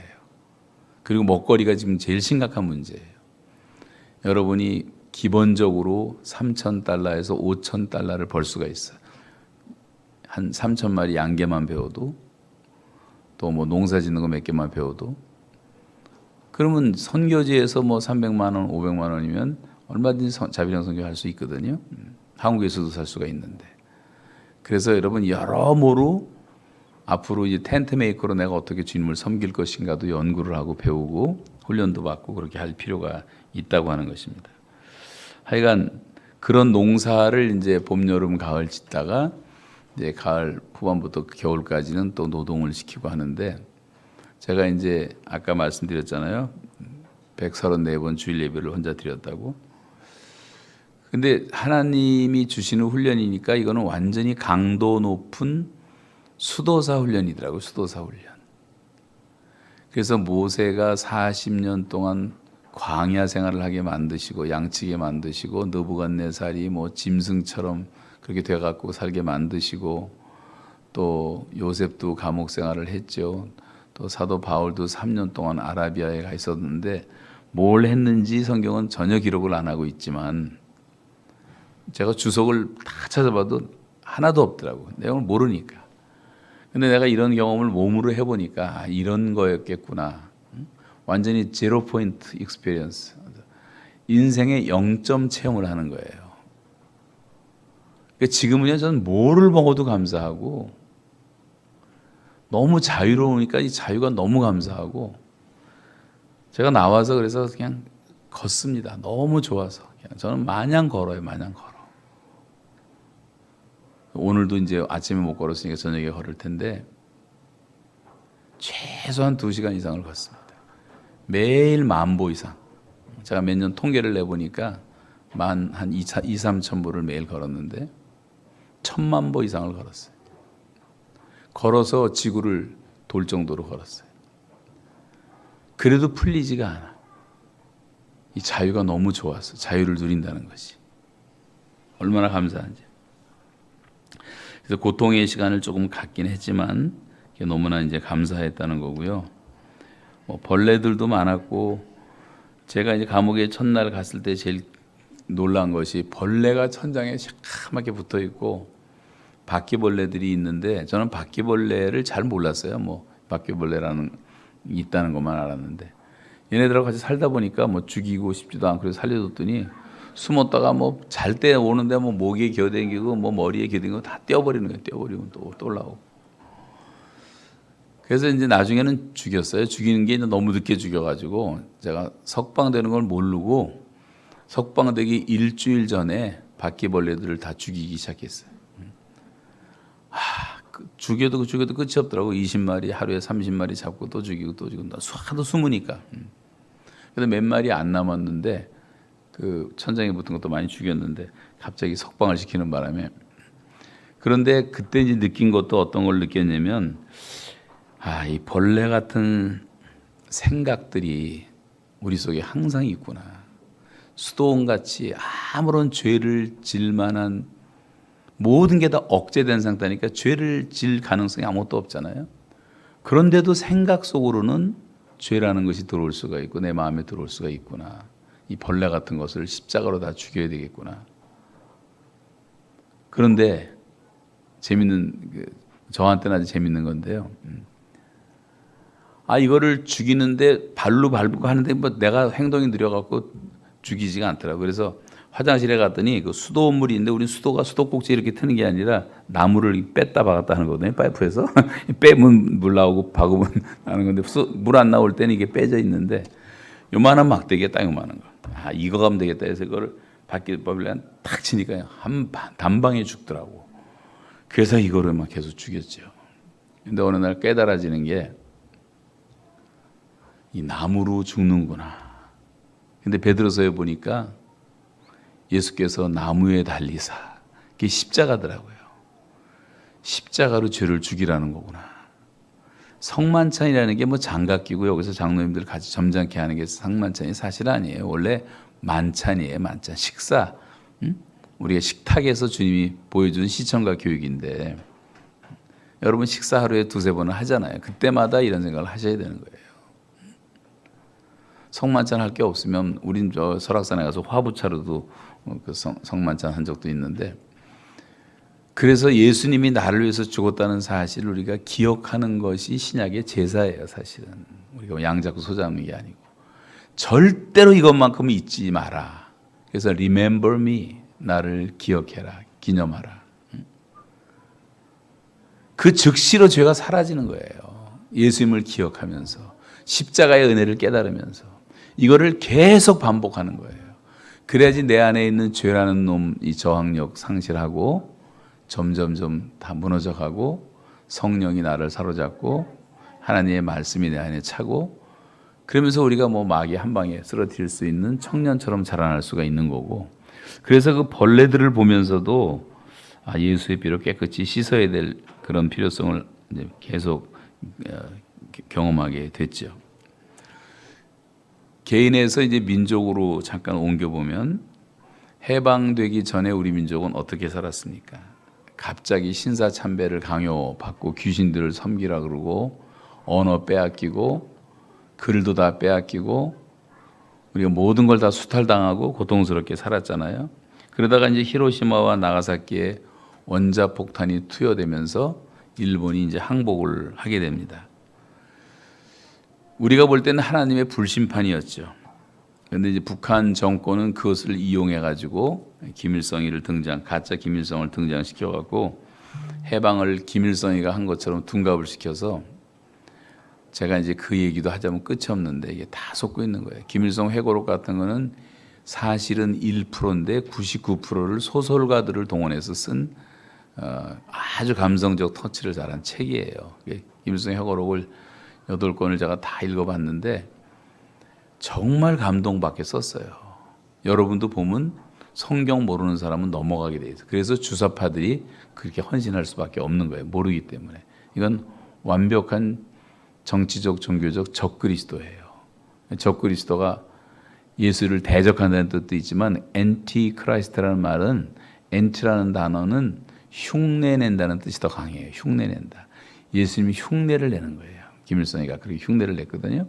그래서 속아가지고 이게 이용을 당해서 지금 70년 동안 농락을 당하고 있지 않습니까? 북한 동포들. 그래서 이제 북한의 공산화도 우리가 절대로 잊어서는 안 돼요. 그래서 제가 감옥에서 계산을 해보니까 김일성 때문에 죽은 사람이 약 800만 명이 죽었어요. 6.25로 300만 죽이고 굶어서 350만 죽이고 정치범 수용소에서 70년 동안 수많은 사람 죽이고 빨치산 운동한다 그러면서 1930년부터 45년까지 수없이 죽이고 너무 많이 사람을 죽였더라고. 이 김정은 이 정권도 너무 악한 정권이 김정은도 이놈은 자기 아버지보다 더 악한 놈이에요.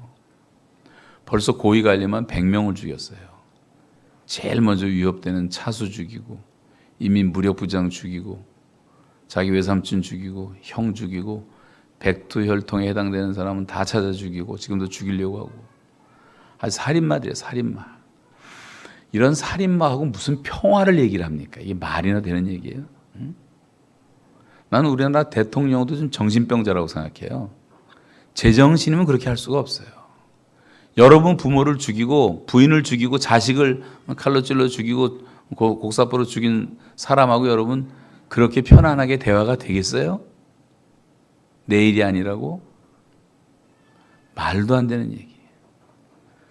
우리나라 사람 지금 얼마나 많이 고통을 당하고 있는데 납북 어부들이 얼마나 많이 고통을 당하고 있는데 국군 포로들이 지금 아우짓 한강에서 얼마나 신음하고 있는데 아직도 응?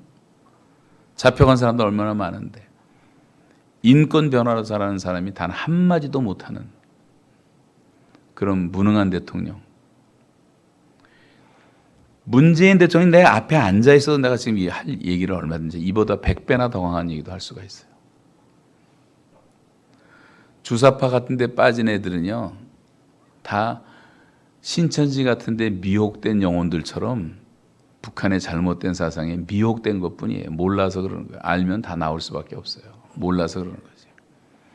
제가 인민들 속에서 8,640일 동안 활동했다는 김일성 책도 100권 이상 다 읽어봤고요.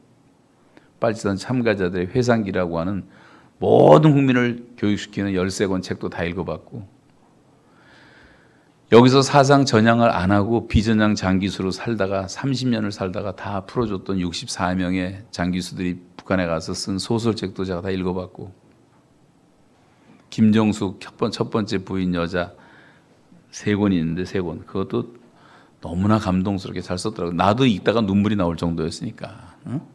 얼마나 글을 잘 썼어요. 여러분 텔레비 보다가 연속 보다가 감동돼서 울 때 있잖아요. 우리도 울 때. 얘네들이 지금 담배 한 대 피다가 들어오라고 와서 연기를 하는 거예요. 연기. 응? 근데 우린 그거 보면서 바보같이 울고 있잖아요. 그런 쇼들을 하고 있는데 그걸 몰라서 그래요. 현실을 직시를 못하니까. 제가 150번을 그 땅을 밟았으니까요. 207개 군 단위로 거의 다 다녀봤고 김정일은 우리 교회가 자기들을 도와준 그 얘기를 보고받은 다음에 우리한테 편지를 써준 게 이분들이 원하는 것은 어디든지 가게 할 것, 이분들이 하는 일은 누구도 방해하지 말 것, 그 편지를 써줬기 때문에 그날부터 저한테 무사증이 나와서 그래서 제가 북한을 마음대로 댕길 수가 있었던 거예요. 어디 가서 무슨 일을 해도 막는 사람이 없었어요. 김정일 한마디 때문에. 하나님이 아닥사스다, 아수에로, 다리오 이 왕들의 마음을 움직여서 느헤미야를 돕게 하시고 다니엘을 돕게 하시고 했던 것처럼 한때는 김정일을 움직여가고 저를 돕게 만드셨어요. 그 마음껏 사용해서 제가 그래서 다 다닌 본 거거든요. 북한 사람도 못 가는 자강도에 군사시설도 가보고 희천발전소라고 한 5만 명 노동자가 일하는데 너무 안쓰러워서 1250대 추럭에다가 강냉이를 실어가지고 갖다 주기도 하고 그런 일을 이제 하면서 쭉 본 제 결론은 북한은 이미 지구상에서는 뭐 기독교 제일 핍박 국가 18년 동안 그렇기도 하지만 이거는 완전히 저주받은 나라예요. 하나님의 영광은 완전히 떠났고 그리고 백성들은 너무 많이 죽어서 지금 이 북한 백성이 2,600만이라고 보통 발표를 하는데 제가 돌아다니면서 현장을 보고 직접 더해본 결과로는요 1,800만밖에 안 돼요. 2,000만도 안 돼요. 많이 잡아요. 2,000만. 왜냐하면 207개 군인데 군당 평균 10만 명을 잡아요. 10만 명 넘는 군도 있고 작은 군도 있는데 5만 명짜리 군이 너무나 많아. 2,000만이 될 수가 없어요. 평양도 다 뻥튀기. 이건 사탄의 역사이기 때문에 처음부터 마지막까지 다 거짓말. 거짓말 위에 서진 나라가 북한이에요. 먹을 게 없는 사람들이 무슨 전쟁을 하며 휘발유가 없는데 탱크도 못 움직이고 비행기가 뜰 수도 없고 무슨 전쟁을 해요. 전쟁은 불가능합니다. 남한 군대는요 완전히 지금 하이텍으로 무장을 해서 지금 뭐 주먹 단련해 갖고 맨투맨으로 싸우는 시대가 아니잖아요. 게임도 안 돼요. 북한하고 사실은 솔직히 말하면 걱정할 게 하나도 없어요. 전쟁이 일어난다고 두려워할 것도 없어. 전쟁이 일어나면 이제 원자탄 쏘는 건데, 미사일 쏘는 건데 원자탄은 써먹을 수가 없어요, 북이가. 그래서 그걸 비대칭 전략이라고 해서 해커들을 기르고 땅굴을 파고 원자탄 만들고 하지만 원자탄 하나 터뜨리면요 북한은 나의 30분 내에 없어져요. 없어져. 쓸 수가 없어요. 이러지도 못하고 저러지도 못하고 쇼만 하고 있는 거 아니에요. 겁박을 하고 사기치고 해커들 길러서 외국은행 습격해서 돈이나 빼내고 국가가 못된 짓 하고. 그러니까 북한을 좋아하는 나라가 하나도 없고 거지도 그런 거지가 없고 불쌍하게 한량 없어요. 아까 처음에 보여줬던 그 고아들 이런 애들이 뼈만 남은 애들이 3층 4층에 가득가득 있는데 절대로 안 보이죠. 그런 애들은. 그런 고아들이 한 고아원마다 3,000명씩 있었어요. 우리가 황주고아원, 해주고아원, 거기 육아원이라는 육아원, 초등학원, 중등학원, 고등학원, 그 다음에 사리원, 원산, 해주, 청진, 함흥, 종성까지 1,350명을 입양을 해가지고 저희 교회가 먹였거든요. 그동안에 2달에 4억씩 들어갔어요. 먹이는데 애들 먹이는 데만 영양소도 줘야 되고 옷도 입혀야 되고 쉬운 일이 아니었어요. 완전히 그런 나라를 만들어 놓은 거예요 지금. 근데 우리나라에서 보여주는 북한은 평양만 보여주니까 뭐 높은 빌딩 있고 뭐 멋있어 보이죠. 평양도 가보면 전기 나가면 40층, 30층에서 걸어 내려와야 돼. 화장실 1층에 다 있어. 거기서 인원 체크 다 해. 꼼짝을 못하고. 불쌍해요. 뒷골목 가면 평양에서도 할머니들이 앉아서 담배 한 같이 팔고 있고. 평양만 그럴듯하게 보이는 거지 가려진 북한의 모습은 희망이 없어요. 희망이. 그러나 그들은 우리의 형제들이에요. 우리의 고륙들이고 반만 년 동안 한반도라는 땅에서 단일 민족으로 살았던 우리의 혈육이고 골육이기 때문에 우리가 무관심할 수가 없잖아요. 성경에도 형제는 위기의 때를 위하여 있느니라. 위기의 때 형제밖에 더 있어요? 여러분 암 걸려서 한 달밖에 못 사는데 닌게를 꽂아놓고 이것저것 꽂아놓고 병원에 누워 있는데 그 병상을 누가 지킵니까? 가족밖에 더 있어요. 형제밖에 더 있어요. 아무리 믿고 싫어도 그들은 우리 형제이기 때문에 아브라함이 그렇게 못난 조카로 옷을 대기등이면서 많은 수모를 당하고 어려웠지만 그래도 너와 나는 골육이라 그 정신 하나 때문에 마지막까지 롯을 가정을 소돔 고모라에서도 구원해내고 야곱과 라반이 그렇게도 머리 쓰고 인간적인 사람들 사기꾼같이 살았지만 나중에 야곱이 도망칠 때 라반이 군대를 동원하고 와서 죽여버리겠다고 했지만 죽이지 못하잖아요. 손주들을 축복하고 평화조약을 맺고 헤어지는 그 내용에 뭐가 있냐면 너와 나는 골육이라. 우리가 서로 싸우지 말자. 골육이라. 여러분 이 골육 정신 하나만 가져도 우리 민족의 화해는 가능하다고 생각하고 대한민국은 지금 세계에서 가장 잘 사는 나라가 되었기 때문에 충분히 도울 수가 있어요. 한국은 땅덩어리가 조그맣기 때문에 광케이블 깔아버리면 북한을 회복시키는 건 10년도 안 걸려요. 우리 교회에 탈북자들이 150명이 찾아왔어요. 등록을 했어요. 캐나다까지 와가지고. 저희가 지금 12년 동안 그분들을 돌보고 우리 교인들이 다 보살피고 있는데 10년 지나니까 다 회복되더라고요. 지금 자동차 다 샀죠. 집도 샀죠. 애들은 액센트도 없는 영어를 하죠. 저는 36년을 살아도 콩글리시를 하고 있는데 얘네들은 액센트도 없어. 10년을 도와주니까 다 회복이 됐단 말이에요. 여러분이 남한에서 조금만 힘쓰면 다 도울 수 있어요. 지금 한국에서 키우는 애완견들이 강아지 새끼들이 1,000만 마리가 넘었어. 고양이까지 하면 더 될 거야. 1,000 몇백 마리, 몇백만 마리. 거기 들어가는 돈이 북한 백성들 먹는 것보다 훨씬 더 많이 들어갈 것 같아. 그것만 안 먹여도. 개를 신주 따지 모시듯이. 사람들에게 못할 거야. 막 똥을 내서 정성을 다해서 받아내고 뭐 난리들을 치더라고. 개 다리 하나 고치는데 뭐 150만 원인데 4짝 다 고치니까 뭐 600만 원이 들었다는데 자랑하는 사람도 있고. 동물을 사랑하는 건 좋은 거예요. 좋은 거고. 나도 뭐 개를 키워보고 다 좋은데 우리가 어떤 너무 지나치지 않나. 우리가 버리는 음식 찌꺼기가 25조가 넘었어요. 음식 찌꺼기만 모아놓은 쓰레기통을 큰 대형 트럭들이 매일 6,000대씩 날라고 쓰레기 6,000대씩 날라 매일. 그 음식 찌꺼기만 모아도 다 살릴 수가 있었어. 350만 명 굶어 죽지 않았어요.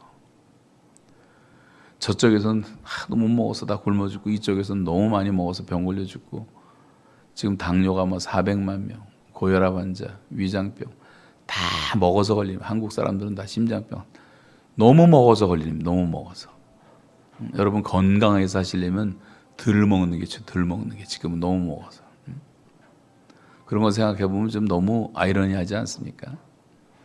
우리가 정말 하나님의 자녀라면 예수님의 제자라면 원수가 줄이거든 먹이고 목마르거든 마시우게 하라. 원수라면 원수라도 먹이라 했으니까 먹여야 되잖아요. 군인도 먹여야 되잖아요. 제가 북한의 군인들도 많이 먹여봤는데 애들이 잘하질 않아서 나보다 큰 군인이 없어요. 북한에 가보면.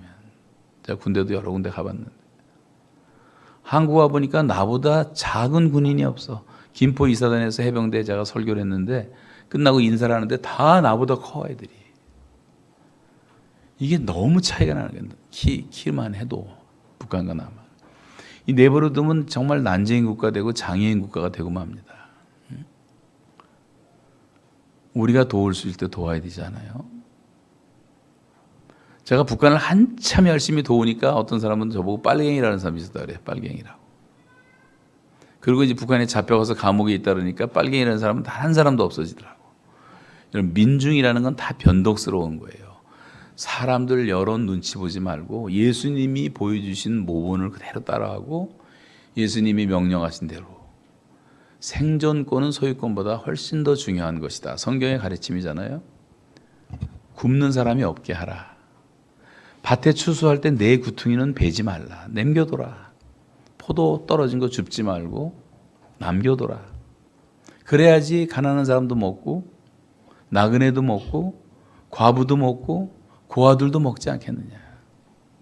너는 사망으로 끌려가는 자를 건져주며 살육 당하게 된 자를 구원하지 아니하려고 하지 말라.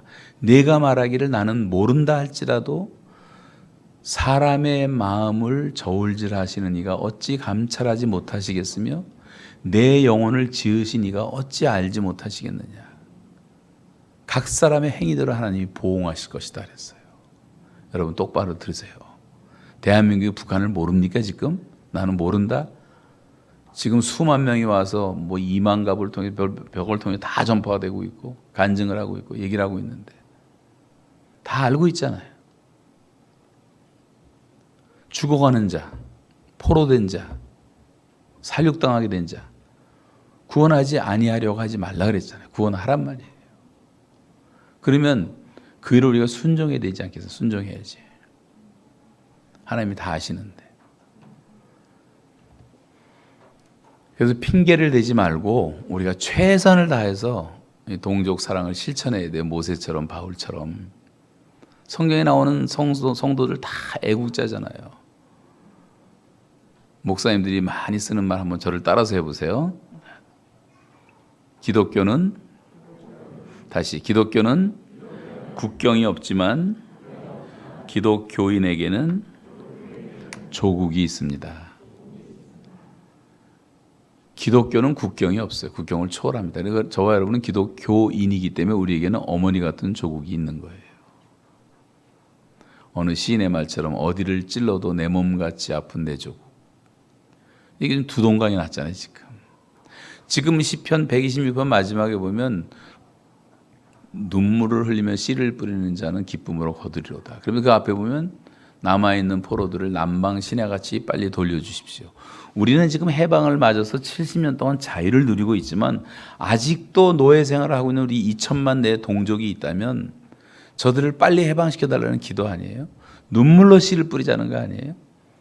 그러면 기쁨으로 단을 거두는 날이 올 것이다. 여러분 얼마나 그런 기도를 우리가 하고 있는가를 생각해 보면 좋겠고, 그래서 우리가 이것을 위해서 정말 독일이 1989년 통일되기 전에 서독이 동독의 자기 백성들을 살리기 위해서 굶어 죽지 않게 하기 위해서 매년 쌀을 한 말 반씩 보냈어요. 한 말 반씩. 그래서 굶어 죽지는 않게 했단 말이에요. 그리고 서독 교회가 통독 헌금을 10년 동안 한 것이 4,770만 마르크를 해가지고 동독에 있는 모든 목회자와 지하 교인들을 살렸단 말이에요. 계속 사랑으로 섬겼더니 통일 전문가 한 사람도 예측하지 못했던 1989년 어느 날 하나님이 통일이라는 것을 독일 사람들에게 선물로 주신 겁니다. 그리고 이제는 우리 대한민국이 지구상의 마지막 분단 국가로 남아있는 거예요.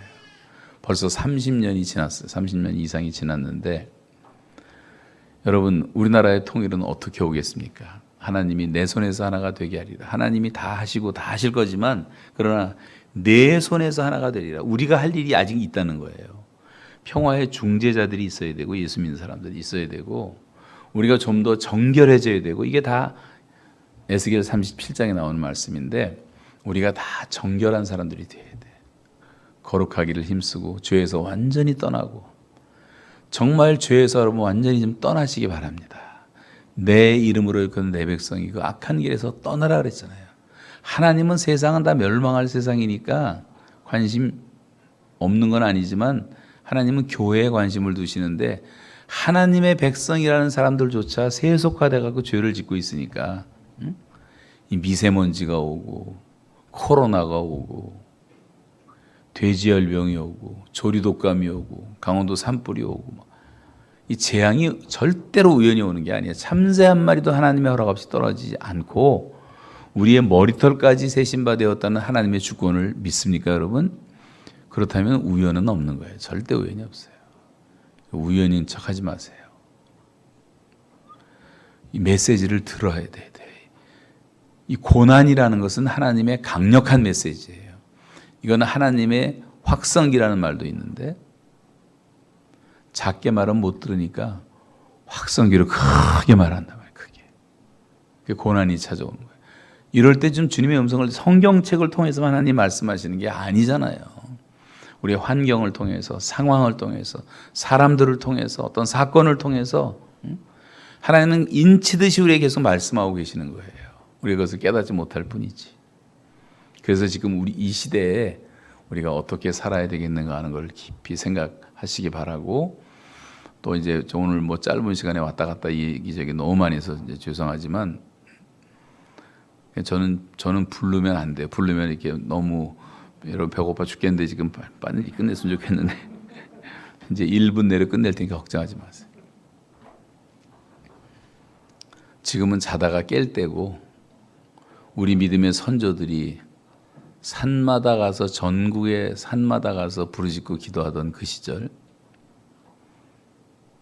기도원마다 꽉꽉 찼고 새벽 기도가 꽉꽉 찼고 새벽마다 부르짖고 금식 기도원이 생기고 금식하며 부르짖고 철야하며 밤새고 기도하고 그렇게 하나님께 매달리고 하나님을 사모하고 그랬던 그 간절함을 우리가 회복하지 않으면 안 된단 말이에요. 진짜 기도는 사도행전 12장 5절에 교회는 그를 위하여 하나님께 간절히 빌더라. 베드로가 감옥에 갇혔을 때 그 중에 전 제일 중요한 단어가 간절이라고 생각해요. 간절히 빌더라. 금방 응답되잖아요. 천사들을 통해서 하나님이 베드로를 풀어내시잖아요. 교회적인 기도가 중요한데 여러분 간절히 이것을 위해서 다시 기도를 시작하셔야 돼요. 그런 교회들이 댕겨보면 꽤 있어요. 그러나 아직 멀었어요. 우리 한국교회가 너무 세속화됐어요. 목사들이 너무 타락을 했어요. 지도자들이 너무 타락을 해가지고 멘탈리티가 다 상업화돼서 장사꾼들이 돼갖고 목사들이요. 어른들은 그냥 생산품이야. 앉아있으면 이거 뭐 11조도 들어오고 막 일도 하고 주차 관리도 하고 교사도 하고 선거대도 하고 생산품. 애들은 다 소모품이야. 다 주문 없어져 버려. 그러니까 생산품만 신경 쓰다 보니까 어느 날 애들이 다 없어졌어. 교회에서. 주일학교가 없어. 대한민국 교회 지금 절반 이상이 주일학교가 아예 없습니다. 면목동에만 주일학교 없는 교회가 200개로 나왔어요. 200개. 미래가 없지 않습니까? 그러면 목회자들이 회개하고 지도자들이 회개하고 배들이 불러가고 사고 치잖아요. 자꾸. 권사 장로들도 회개하고 맨날 직분자 직분이 무슨 계급입니까? 자기 자식 하나 제대로 기르지 못하고 맨날 나 쳐다보고 살아가는 자녀들이 내 제자가 안 되면 누가 제자가 되겠어요? 제자는 보고 배우는 건데. 똑똑한 놈들은 죄다 법대 아니면 의대나 보낼 생각만 하지 신학교 보냅니까? 제일 똑똑한 놈이 신학교 가기 때문에 가슴이 덜컹해서 네가 왜 가냐? 제가 가야지. 넌 아니다. 요즘 대한민국 꼴을 보세요. 다 법대 출신들이 해먹고 있잖아요. 전부가 다 법대 출신들이야. 아주 그냥 지능 지수가 얼마나 높은지.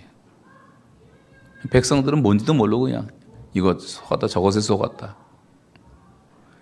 장로 권사들의 죄악이란 말이에요.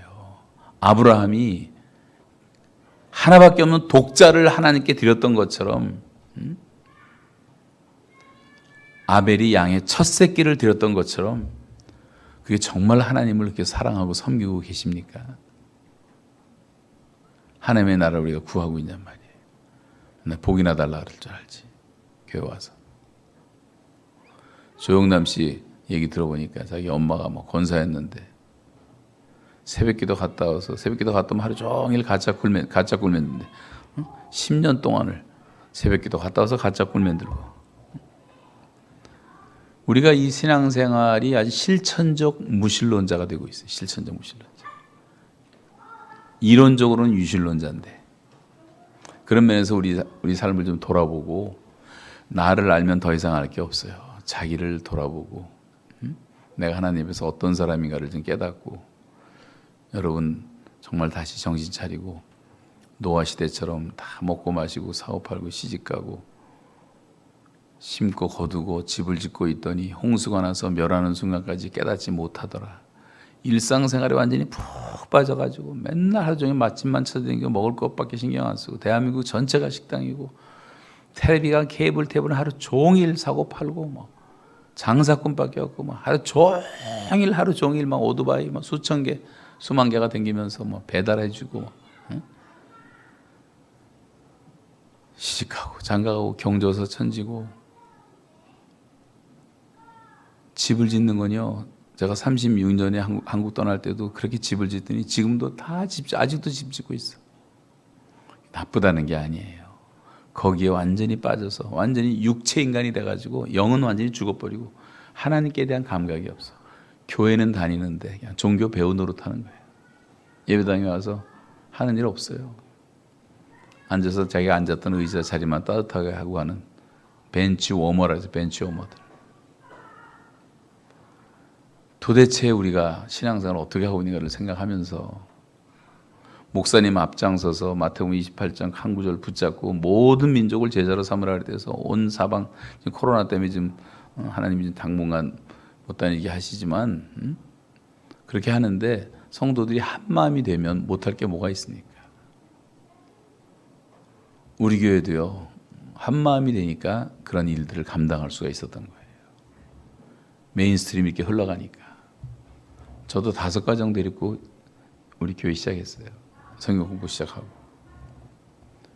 열심히 전도하니까 100명 되고 또 열심히 전도하니까 500명 되고 한국 사람 하나 만나기도 힘든데 또 전도하니까 1000명 되고 2000명 되고 3000명 되고 4000명까지 가고 우리 교회 청년들만 1000몇백 명이 모입니다. 여러분 여긴 다 말 통하잖아요. 말 통해. 이 지역만 해도 지옥과 인간이 80%가 넘을 거예요 아마. 이론적으로만 따져봐도. 입을 열어서 좀 외쳐라 그러잖아요. 복음은 선포하는 거예요. 담대하게 선포하는 거예요. 대충 말하면 안 돼. 당신은 하나님께 돌아오지 않고 예수 안 믿으면 지옥 갈 인생이라는 걸 분명히 가르쳐줘야 돼. 배를 갈라서 수술해야 되듯이. 배가 갈라서 빨리 수술해야지 살아나는데 그냥 아파할까 봐 그냥 아유 괜찮으면 옥도전깨나 배에 살살 바르면서 날 거야.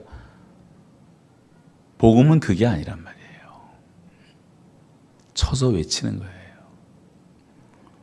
그래서 회개시키고 성령이 회개시키고 그래서 교회의 일원이 돼서 하나님의 자녀가 되고 예수의 제자가 되는 것이 복음 전도라고 한다면 여러분 잘하고 계시지만 이제 주막 아편으로 이제 말씀드리는데 이 예배당이 꽉 차서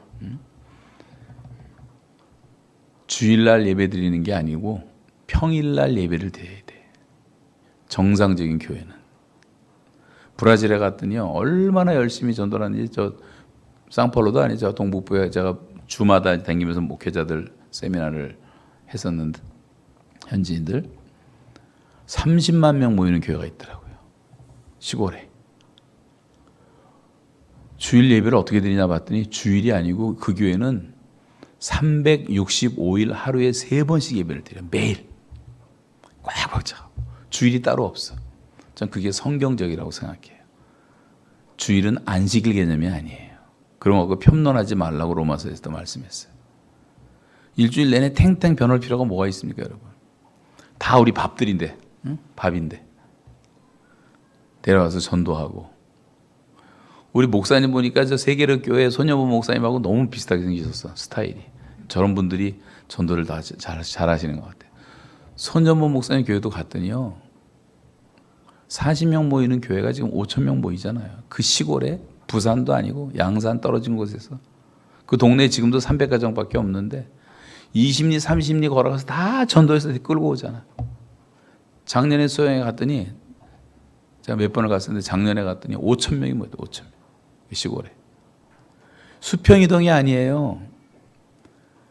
서울에 있는 대형 교회들은 다 수평이동이지만 거기는 다 전도하고 데려오는 거예요. 왜냐하면 1년에 세례를 1,500명을 줘요. 매년.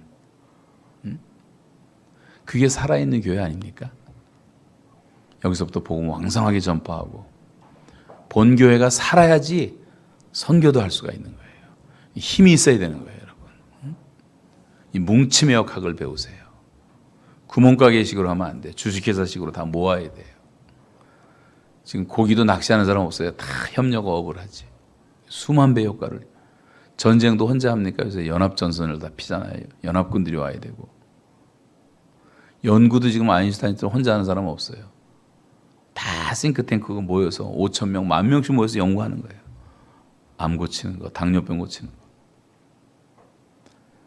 여러분 교회가 모이고 한 마음이 되면 형제가 연합하여 동거하며 어찌 그리 선하고 아름다워. 하나님이 너무 기뻐하시는 거예요. 교회가 하시는 일에 협력하시고 무슨 형태로든 참여하시고 목사님에게 힘을 실어드리시고 선교팀들 같이 하고 편지라도 한 장 써서 보내고 여러분 교회 보니까 난 잘 모르지만 뭐 좀 수십 개 나라에 다 연결되어 있는데 그렇게 하기 위해서 영어도 좀 공부도 열심히 하고 사역을 좀 확장시키면 얼마나 좋을까. 그래서 내 장막터를 넓혀라 그랬어요. 휘장을 넓히고 길게 하고 말뚝을 견고히 받고 너는 좌우로 퍼지고 내 자손은 열방을 얻게 하고 사람 살지 못하는 황폐한 곳을 사람 살 곳이 되게 하라. 이 복음을 전하면 그런 일이 일어납니다. 여러분 계속해서 대한민국 교회의 상징적인 선교하는 교회가 되시기를 바라고 정말 제사장 나라가 되듯이 교회가 그렇게 돼서 여러분 일당백 한 사람 한 분 한 분이 보통 교회의 전도사님들 이상으로 헌신해서 자비량으로 또 귀한 사역 이뤄가시고 그래서 한국 교회가 좀 충격들을 좀 받아야 돼요. 다 깨어서 일어나면 우리나라에 소망이 있으리라고 믿습니다. 제가 이제 기도하고 마치겠습니다. 지금 시간 길어서 미안한데 다음에 이제 다시 뵐 때 좀 자세하게 제가 보여드리도록 하겠습니다. 하나님 감사합니다. 오늘 정말 주님이 세우신 귀한 교회 또 귀한 목사님, 귀한 성도님들 한 분 한 분 이렇게 대면에서 볼 수 있는 은혜를 주셔서 감사합니다. 또 지금 유튜브로 또 줌으로 비대면이지만 함께 기도하는 성도들 다 기억해 주시고 한 분 한 분 주님의 음성을 듣고 다시 게으름의 자리에서 타성화된 자리에서 일어나서 하나님의 명령을 받고 순종하는 교회가 되게 하시고 순종할 때 성령이 역사하시고 하나님의 큰 역사가 일어나며 사도행전이 다시 재현될 줄로 믿사오니 주님 복음 가득한 교회가 그렇게 쓰임받는 거룩한 교회가 되게 하여 주시옵소서. 예수님의 이름으로 기도하옵나이다. 아멘.